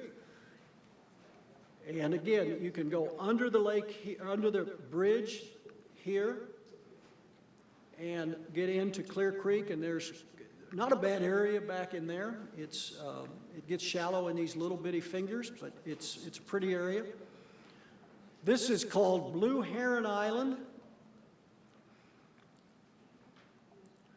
This is what we call the shortcut right here. We'll talk about it in more detail. there is a rope swing, and I checked it just a couple weeks ago. It's still there, right here. And it appears to be a public rope swing.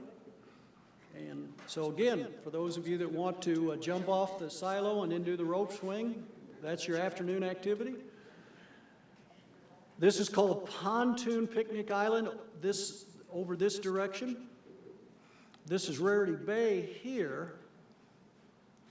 And this then is Bat Creek in this direction here. And in Foothills Point on the east side of our lake is over here. So this is that shortcut that a lot of us use on a regular basis. We'll talk about it. Nothing to be too concerned about, but you want to pay attention. And our main hazard in this area is the shortcut. It is marked with buoys, so just stay within the buoys and you'll be fine, and you get through it in fine shape. No. The question is, are there any restrictions in visiting the islands? The answer is no. Because remember, if it's 820 or lower, it belongs to Tennessee Valley Authority, and it's open to the public. Now, I don't have to tell you, respect it, pick up trash, those kind of things. But no, you can use them. And you see people doing exactly that. The other thing I would say, and it's not really a hazard, but around the campground is no wake. There's some no wake areas there because they have some docks and they have some swimming beaches. So as you pull in here, it doesn't take too long before you get to a point where it's no wake. So just honor that. Okay. I think the one thing here we'll show is this is Jackson Bend Island. I'm sorry. I'm sorry. What you're asking? Something is privately owned, but I don't know what you're asking. The island. No, the island is not privately owned. It is owned by TVA. So the shortcut goes right through here. My next slide will show you where the buoys are. So if you're coming from where we are here and you're headed up to Von Noor, you would pass with the green to your left, make a turn, and keep these to the right, and get yourself out here in the area. And for those of you, did everybody that get a new boat, did you get a depth finder on it? Okay, now, the depth finders are wonderful things, but remember, they tell you where you've been.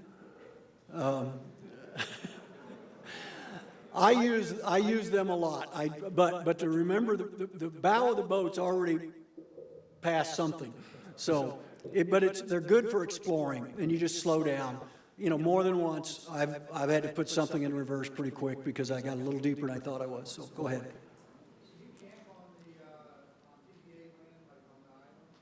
Yes, you can. I suppose the question is, can you camp on TVA land? I've never had the question whether you could camp in somebody's backyard, but if you can camp on TVA land, I gotta believe you can because they own the first 820. Now you just better make sure you know where 820 is. If it's my backyard, and my measuring stick might not be the same as your measuring stick. So, but I think technically yes, I think you could do that. Yeah, I don't know why you couldn't, but I don't know that anybody would enjoy that too much because that'd be the night we're having an all-nighter. So. Okay, let's keep going up. We're headed up towards the boat manufacturers now. Little fun fact. As you know, boat manufacturing is big, not just on Tellico Lake, but throughout this immediate area. The towboat industry is defined as any boat designed specifically to tow water sports. There are getting to be more players in it, but typically that group has been made up just of a handful of manufacturers. Malibu, Mastercraft, Ski Nautique, Moomba, and Supra. are the big five. 80% of, at least 2 years ago, 80% of all towboats were made in our area.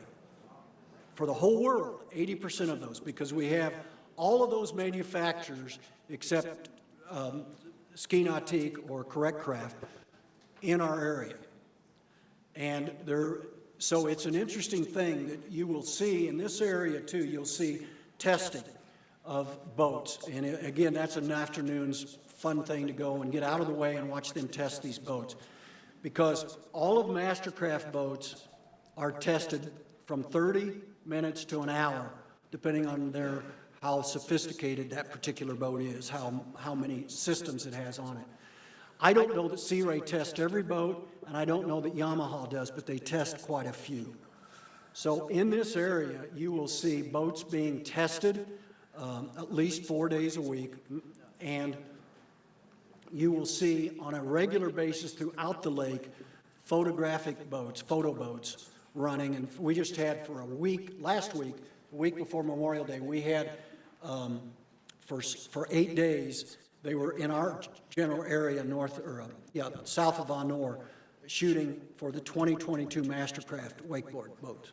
And it's fun to watch that too, because that's quite a process. They still use boats, they use drones, they use other boats. It's interesting to do. Anyway, I digress. So we've passed Rarity Bay. Again, Mastercraft, Sea Ray, Yamaha. Yamaha makes all of its North American boats here. Sea Ray makes most of it. Mastercraft makes all of its boats here. This Rose Island, you'll never have to worry about, but that was a hunter-gatherer settlement as early maybe as 8,000 BC, they claim. The excavations there were amazing. It was, before the lake, the largest island in the Little Tennessee River Basin. And it truly was an island, and it was a little community, and the streets are still marked there. Isn't that interesting that they left that? Once in a while, we'll get a call to tow somebody, and we'll say, well, where are you? They say, well, we're sitting on top of Rose Island, so we know it's out here. The other thing I'll point out is, I always have to get okay, right over here is what's called Christensen Yachts. Now, Christensen Yachts is based in the Northwest, and it goes back before 2008, 2007. They announced they were going to move all their yacht manufacturing from the Northwest to Van Noor, and so they built this building, and this is a huge building. Well, they never did it because of the crash of 08, 09. So the building is still there, and about 2 years ago, they announced they were going to move, again, at least part of the manufacturing, to that area. And to my knowledge, they've yet to build a yacht in there. Now, these yachts were the 100-foot and more size, huge.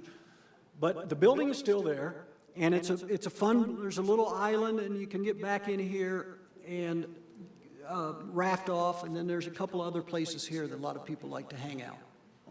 So it's just, I just wonder if they're ever going to happen. But anyway. This is Harbor Town Marine, as I say, a mechanical repair. They have a heavy lift.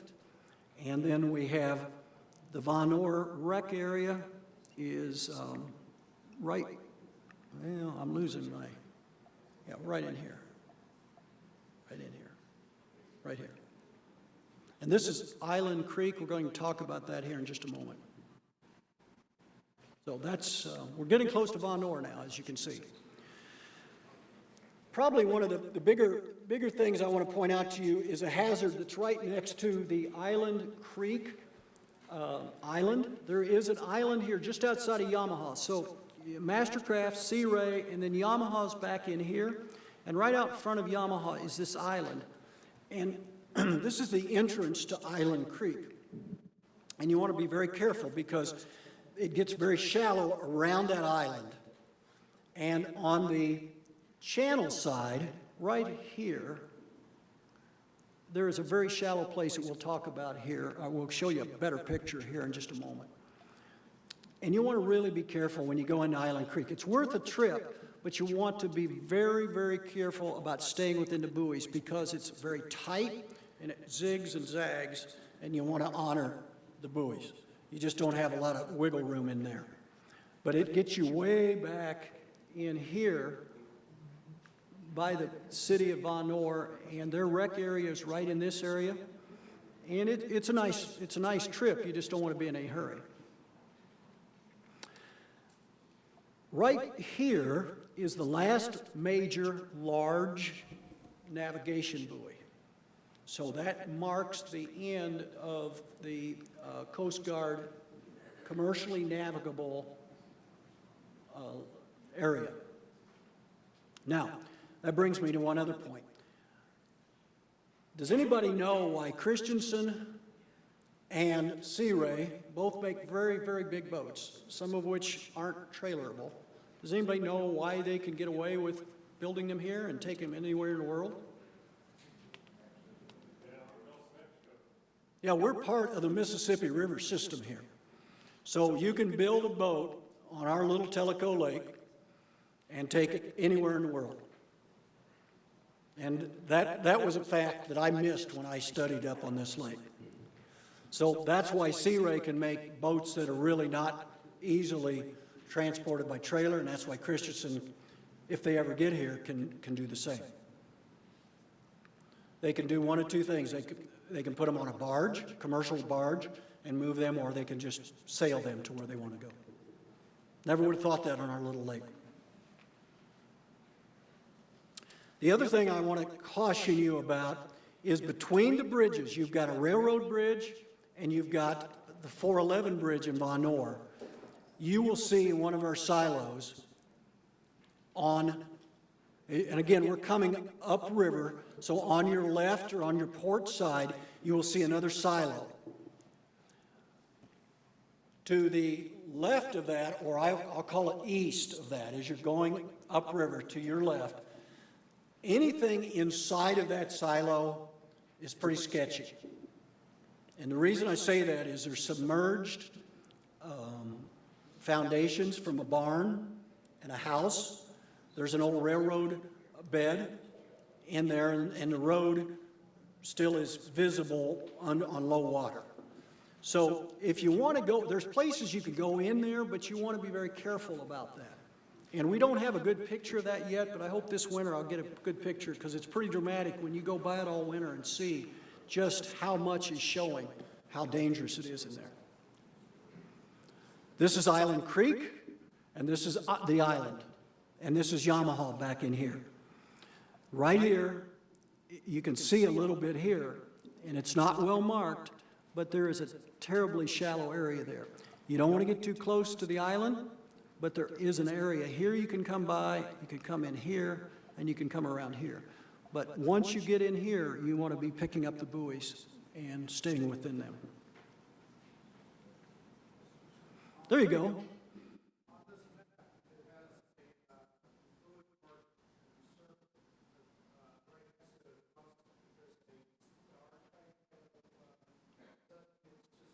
Yes, it's a hazard. Now this is summer pool.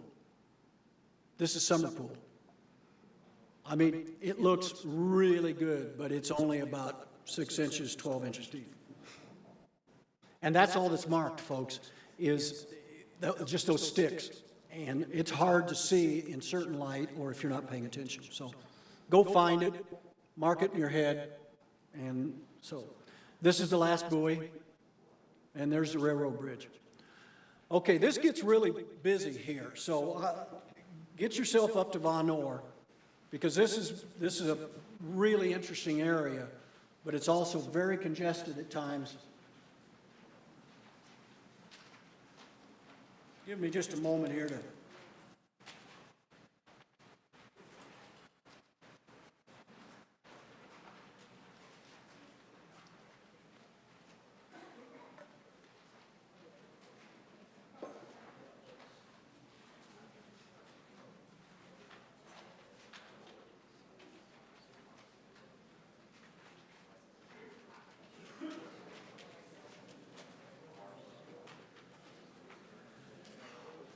Are you guys holding up okay?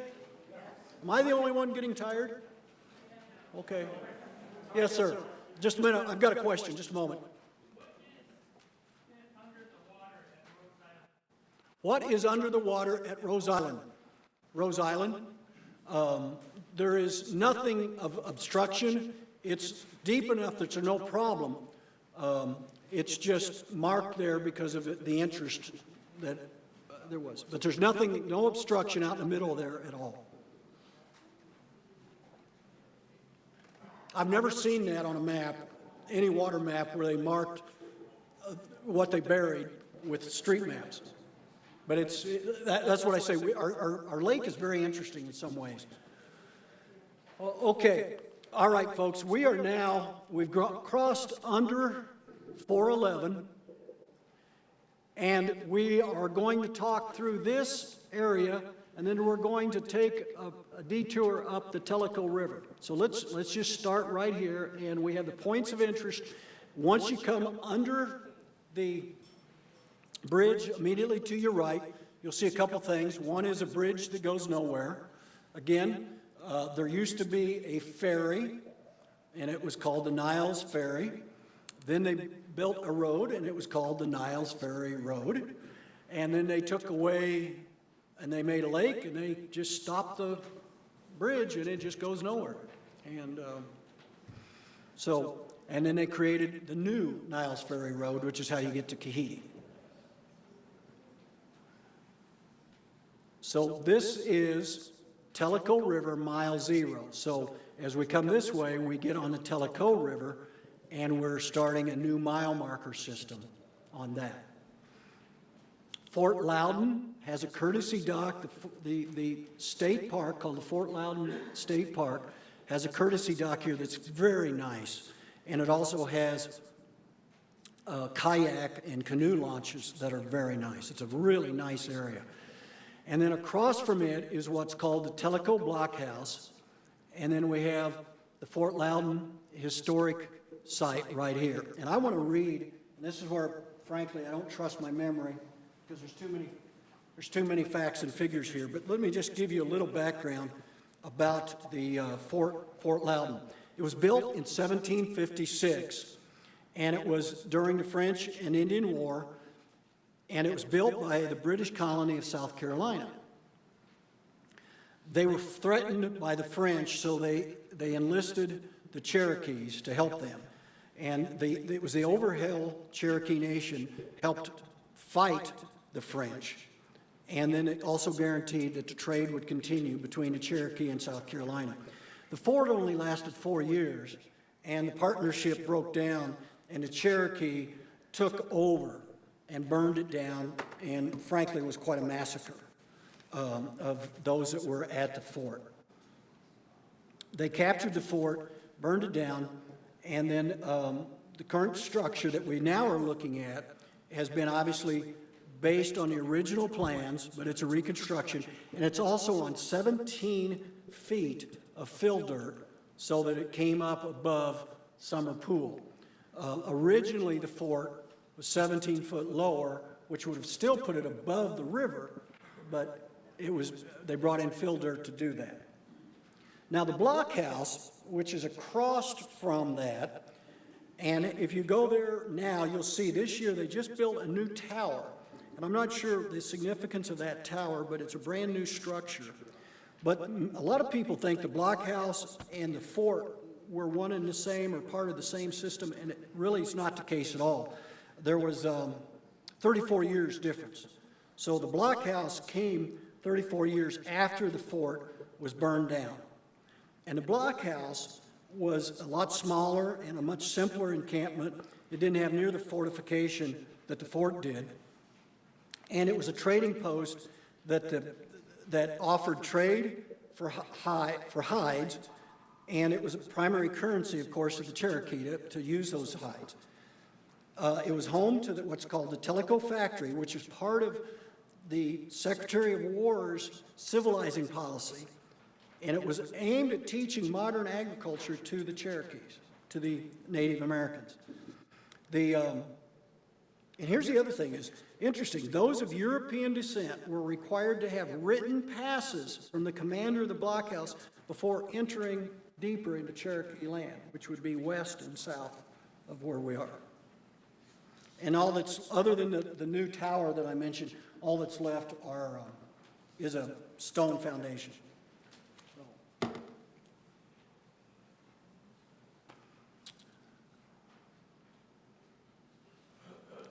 The ice house bottoms, we'll talk about that in a bit. It's considered a little bit shallow there, but it is also an area that is used actively, so I don't see a lot of risk in it. You just want to watch your depth gauge. And then we have Tellico Marina. This is on what's called 9 Mile Creek. And if you want to go deep enough into 9 Mile Creek, which you can do safely, it's a very narrow and back and forth. I believe that's where one of the silos is back in there. And then down here is the other major campground on the lake, which is Tellico Campground.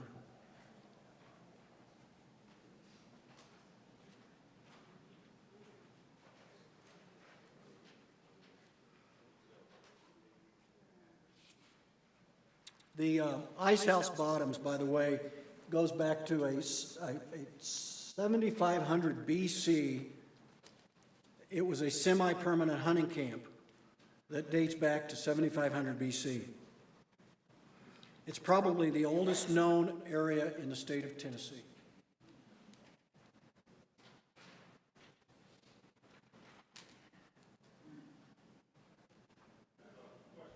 Yes.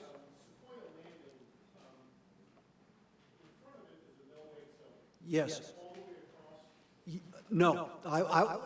The question is, what's the no-wake zone in front of Sequoia Landing? Let me address that with a picture in just a moment.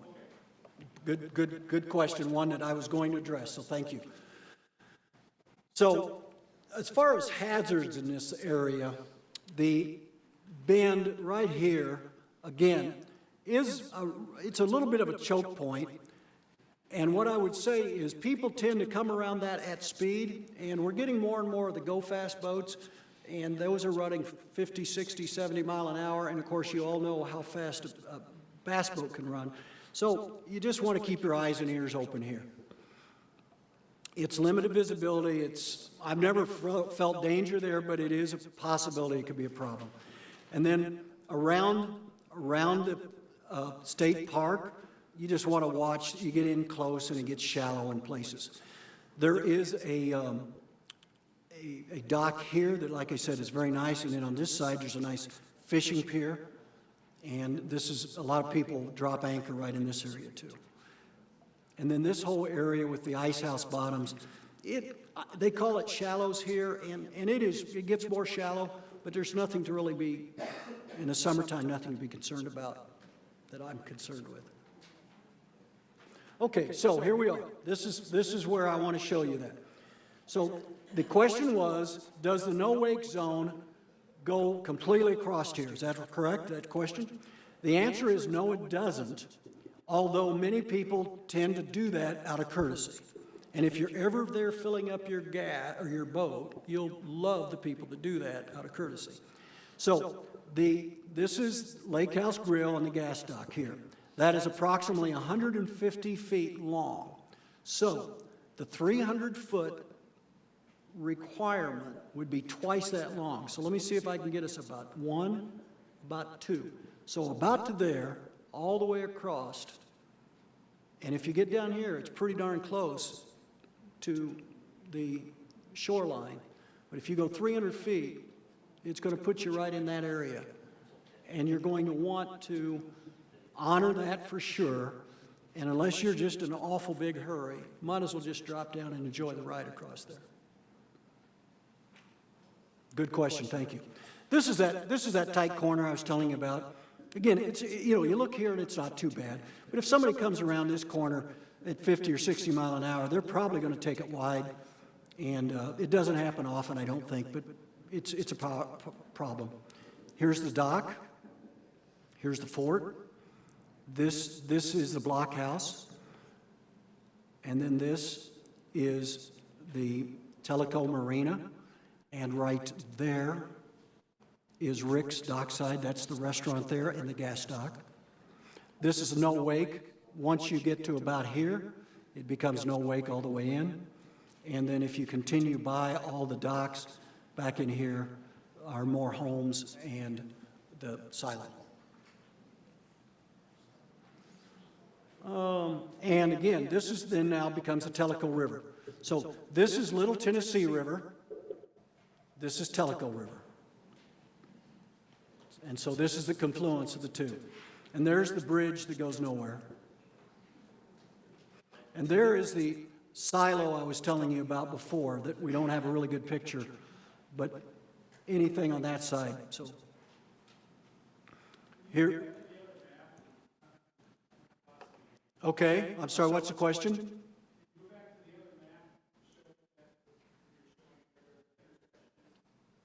I can. Let me see. This is the intersection. This is 411. Right there is Sequoia Marina. And this is the intersection.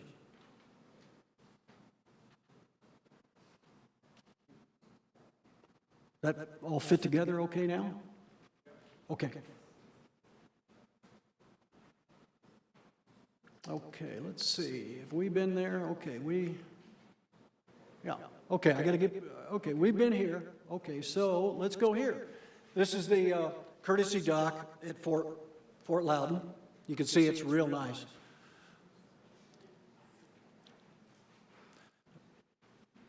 Now we're going to, as I said, we're going to take a detour. We're going to go up the Tellico River now. And we're going to start here. So we have come by the Sequoia Marina. We've crossed under the 360 bridge, which is right there. This is Kahiti, right here. This is then Sequoia Birthplace Museum. And right in here, and I'm not sure it's going to show up very well, but right in here is a small island that we in the Kahiti area call Heron Island also. It has a large nesting of blue heron and cormorants.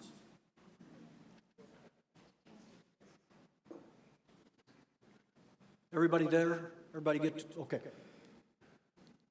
The Sequoia Museum has a very nice dock right here, and it is a good quality dock. You could go there, leave your boat, and then it's just walk up the hill to the museum. And if you haven't been to the museum, it's a beautiful, beautiful museum, well done, and it's well worth the time.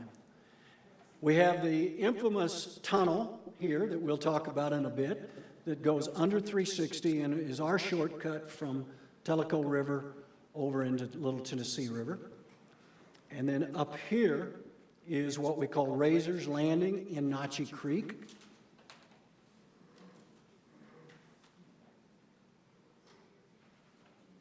Okay, there are a few things to be careful about in this area.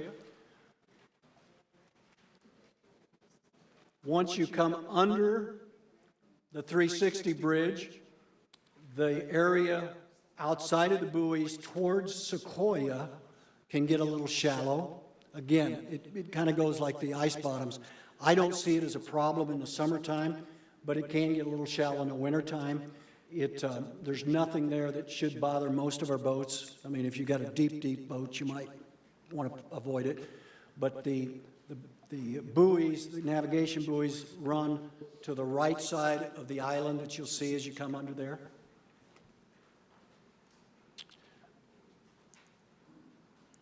We have, this then is the south side of Kahiti. This is called Corn Tassel. There's a pretty steep, right around Kahiti here, that's a pretty steep turn, or sharp turn, I should say. And this gets a little narrow right through here. You want to watch on a busy day. Then there's this big open water here that's used a lot for rafting off. But you will look as you come, again, we're headed upriver, so to your left, you'll see a nice area over here. And again, it's another one of those areas like we saw by Island Creek that is just under the surface and is not well marked. It's just with sticks. And again, you have to get off the beaten path to find it, but it always looks attractive to go over there. So I would say if you're out exploring, see if you can find it and just mark it in your memory. And then up here at the end of Notchie Creek, it gets shallow quickly. And the way I tell people to remember that is if you're coming up Notchie Creek, you'll see a white church, a nice country white church, and then you'll see a house with green metal roof. Start pulling the throttle back at that point because it drops from about 12 to 13 feet to about 4 feet pretty quickly. Now the good news is it's mud bottom, so it's probably not going to, but you want to watch. So here we are giving you an overhead shot, 360 bridge, Kahiti, Buoys, the Heron Island, and then Sequoia. 360 here again with the tunnel right there. And here's some of that sharp that I was telling you about. Yes? Last picture, okay.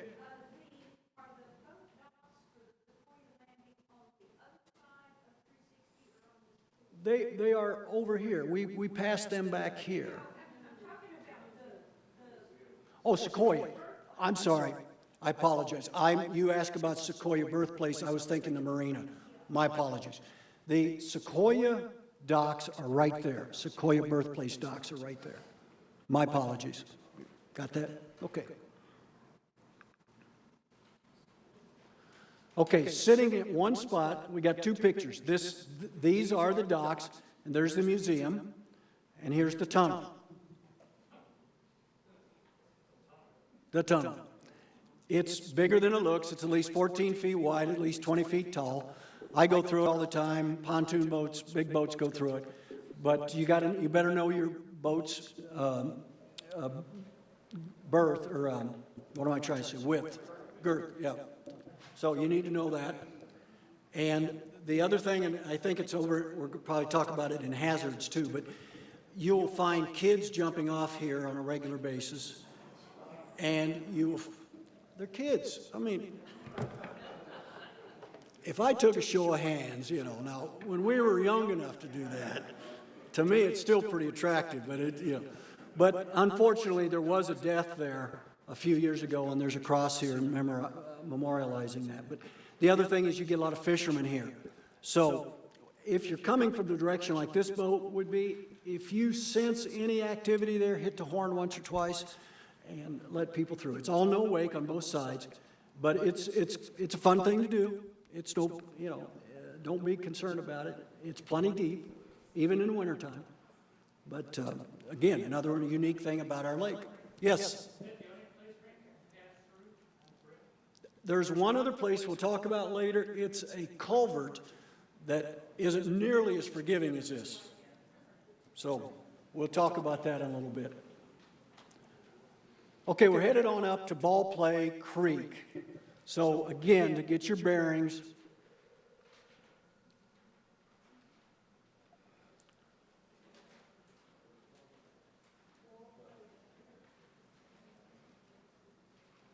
so we're coming on up we're on the Tellico side, Tellico River side.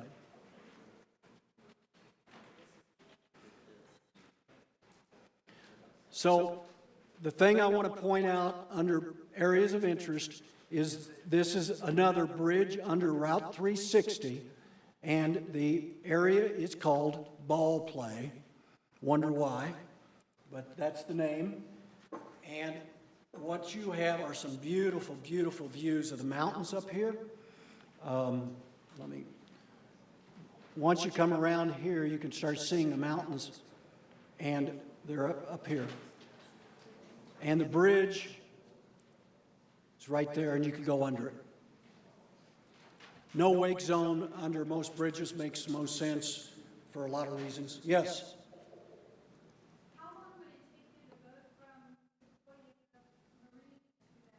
Question is how long from Sequoia Marina to ball play? Running 25 mile an hour, about 10 minutes. Yeah, it's close. It's to those of us on this end of the lake, it's close. So it looks long there though, doesn't it? Okay, let's couple hazards. Again, this gets narrow in through here, and right here is the last channel marker, period. It's a small channel marker, but it's pretty much telling you you don't want to go any further than that, and I'm going to convince you of that here in just a moment. This is the rest of the Tellico River, which goes 9 miles up towards Bald River Falls. Anybody been to Bald River Falls? The water coming across Bald River Falls comes in this river right here. This is where I bent my fins on my Hobie back up in here. It's not as shallow as it is stumpy. They left the trees, at least left the bottoms of the trees. And it's not bad. It's very narrow. It's shallow in places, but it's not nearly as shallow as it is. It's just hazards. And there are people that live up there. There's some beautiful homes up there, and they come in and out on their boats. I'm not willing to try it. Okay, so here's what it looks like from up high. This is the last marker that I just showed you, and this then is Tellico River. It's an interesting, in a kayak, it's an interesting trip. It's a lot of fun. I don't recommend it in your mastercraft, though. So, and then this is ball play. There's a ramp right in here.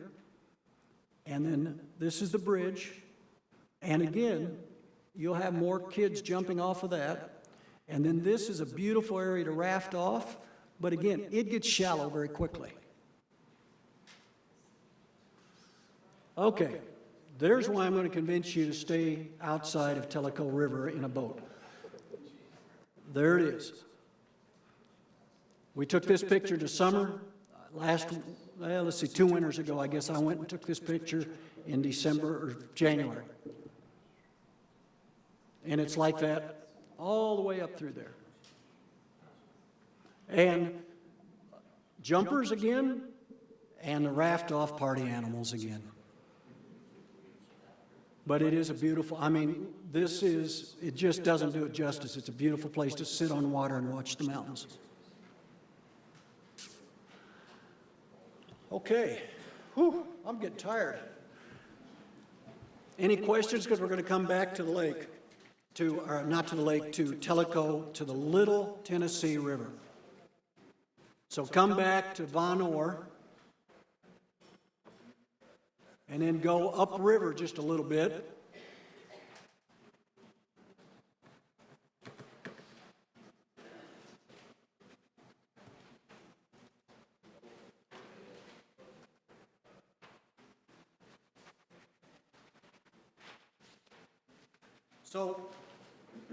So what we have in this area, this is a nice long area of what I'll call unrestricted boating. It's a beautiful area.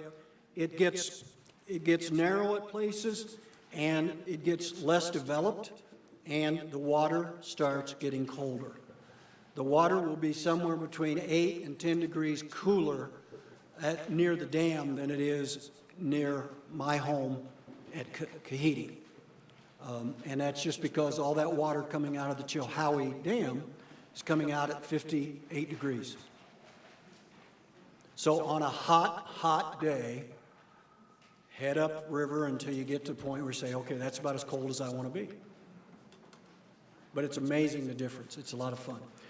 So Chota Memorial and Tanasi Memorial are two very historic and recognized as the capital of the Cherokees areas. These were two memorials. They were both underwater, or now the original villages are now underwater.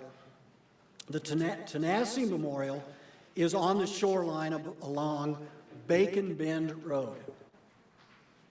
Then the settlement of Tenasseee, as I say, is underwater. It's about 300 feet into the water, 300 yards, I'm sorry, into the water.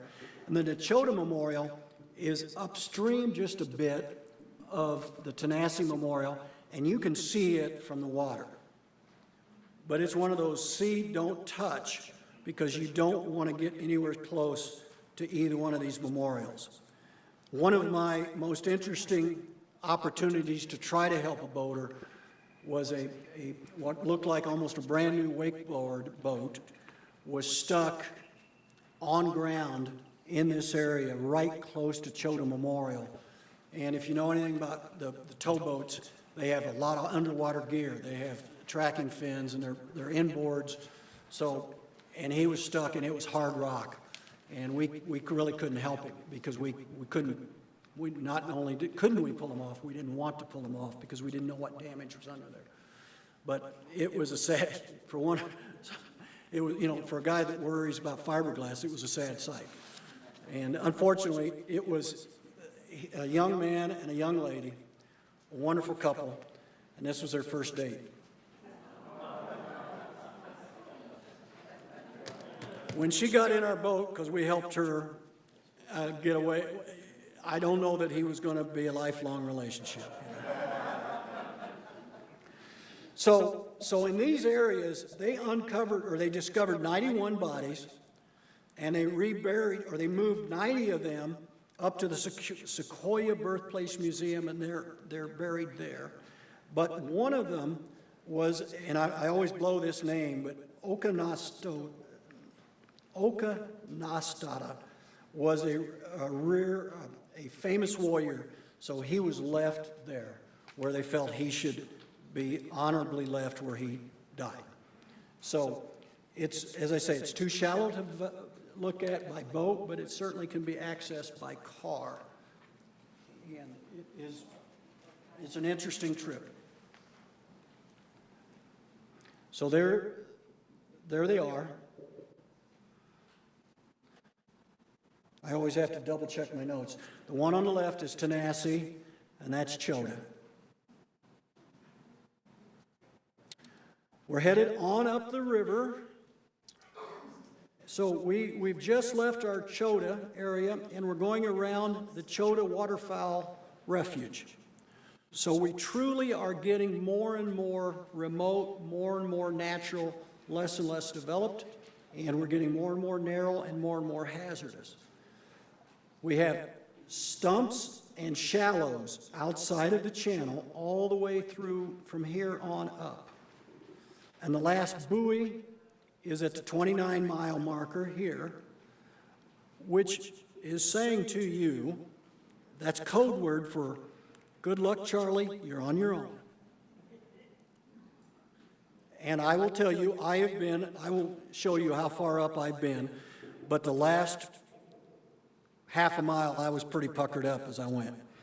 And I was in and out of gear the whole way so that if I hit anything, I wasn't going to tear anything up.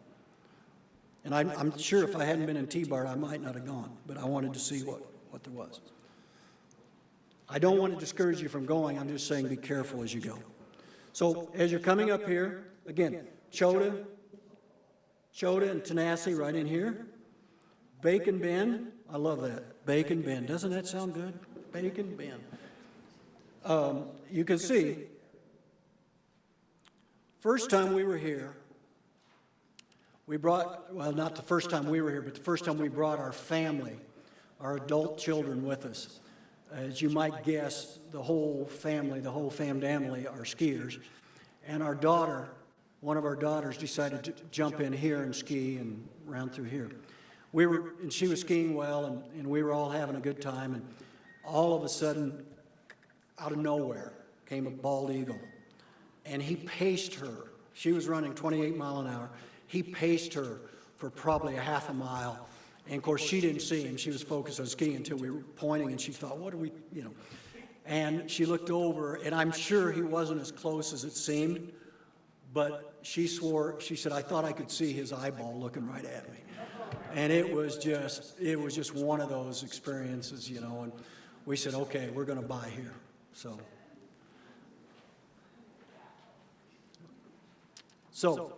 I think that tells that story. As we get on up here, one of the last things that, there's a couple of things that are worth looking at and worth going to see, just be careful, is called the Babcock Railroad Trestle. Babcock was a lumber company, and this trestle was built to move the logs from this side of the area over to the Maryville area. And I'm told, and again, I believe I read this in one of the books, is this whole side of the lake in this area at one point was almost clear cut, back as they did in the 30s and 40s. And that's what this trestle was to get the good pine across. You'll see the abutments for the trestle there. The trestle is gone, or the railroad siding is gone, but you will likely see an osprey nest or two in this area. And then as you keep coming, and this is where it gets, again, like I say, I've been here, I've been to this point right in here, but I was puckered up and nervous. And so this, from here on, it's just, you know, you want to make sure the water's as high as it can be. And if you really want to see all this, just go very slow and really watch your water, because it becomes pretty clear here. You're on a rock bottom and it's pretty clear. And I would put somebody watching maybe on your bow or something like that. But you can do it, but just don't say Jim Riley sent you. The Dragon Harley Davidson shop is right here, and from about here you can see the dam.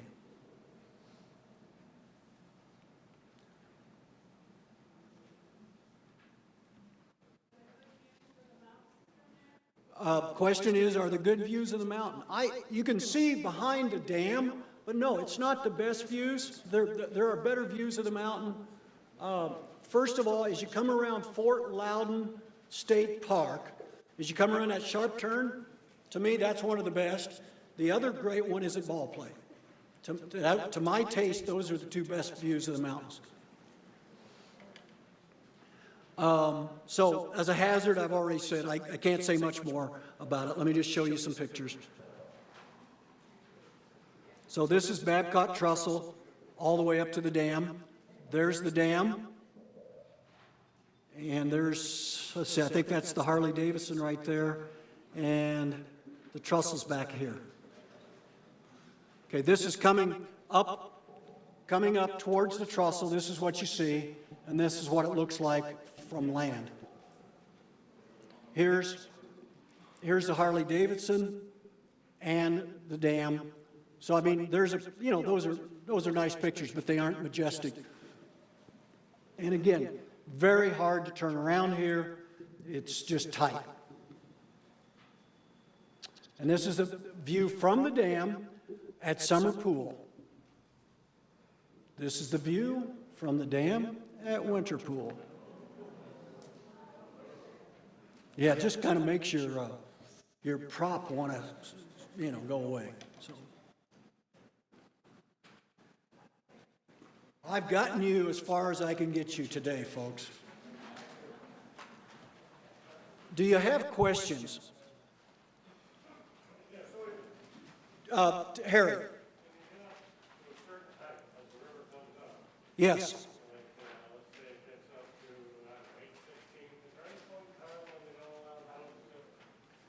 The question that Harry posed is, if the lake gets too high, do they ever kick it to no wake, to a no wake area? Not that I'm aware of. It was not, when we had the flood of 2019, February 28th of 2019, it was, I want to say 423 or 823 or 821, somewhere in that range. And we were still open. Whether they should have been or not, I don't know. And it was dangerous because you had so much flood or much debris, but not to my knowledge. Yes, question right here. We'll go, let me ask questions, and I'm going to let you go here in just a minute. Go ahead. So I think I heard your recommendation, if I don't want to have pucker factor, I don't want to go further than the trestle. I would say, that is, the question is, if you don't want to have the same pucker factor I did, stay at the trestle or downriver, and that is true. Now, I'll tell you one thing, I will say this, and I forget this sometimes because I don't own a PWC, but the PWC owners love it up there. Obviously, they don't draft much, there's not much, so they enjoy that, and that's a nice trip, I'm told. So, back in the back, a question.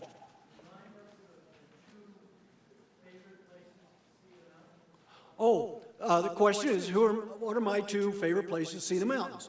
The first one is, and I never get tired of this, coming upriver, past Von Orr, under the 411 bridge, you go around the Fort Loudon State Park, and as you come around it, looking upriver, you have the massive, beautiful water backgrounded by the mountains. That's number one. Number two is coming around Ball Play, headed up towards Ball Play as you get within maybe 300 or 400 yards of the bridge, you start seeing the mountains, and it's beautiful. Harry and I have skied up there before, and it just kind of takes your breath away if you're skiing and you see those mountains. So, okay, let me give you a couple just last things, and I'm going to get you going. Obviously, be careful. I don't care how many years, I've literally done this all my life. My dad tells me, I don't remember it, he says I was on skis with him when I was 2 years old, but I never remember not being able to ski or not skiing. And my wife and I bought a boat before we bought our first house, so that tells you how crazy we are. Or I am. She wasn't all in favor of it. So I've been around this all my life, but you can never be too careful with a boat. It moves all over the place, it moves different ways, and you never know what's below you, so be careful. That way you're going to have a whole lot more fun. Be careful, especially around marinas and community docks. We've got a lot of community docks out here, folks. My encouragement would be treat them like a commercial dock. Give them at least a couple hundred yards of courtesy on a community dock, that you see. Watch your shallow areas. If you're outside of the buoys, expect it to get shallow. It may not, but be careful. Watch for debris. It can be anywhere on the lake. We were out this morning. We had a couple trees. I mean, literally, they were tree logs still out there, and I wouldn't have expected it this time of year, but they were. Just keep your eyes open. Check your Tellico Lake chart. Get used to the colors. Get an idea in your head of what's going on. And here's the thanks. You guys have been fun. I don't know whether any of you enjoyed it, but I had a heck of a good time. So I'm going to go home and enjoy the lake here in a few minutes, and I hope you will too. On behalf of T-Bart, thank you. If you ever need T-Bart, it's 911. We will be there as soon as we can, and we will love coming to see you, and our job is to make that bad day get a little better. So you folks have a great evening. Oh, question?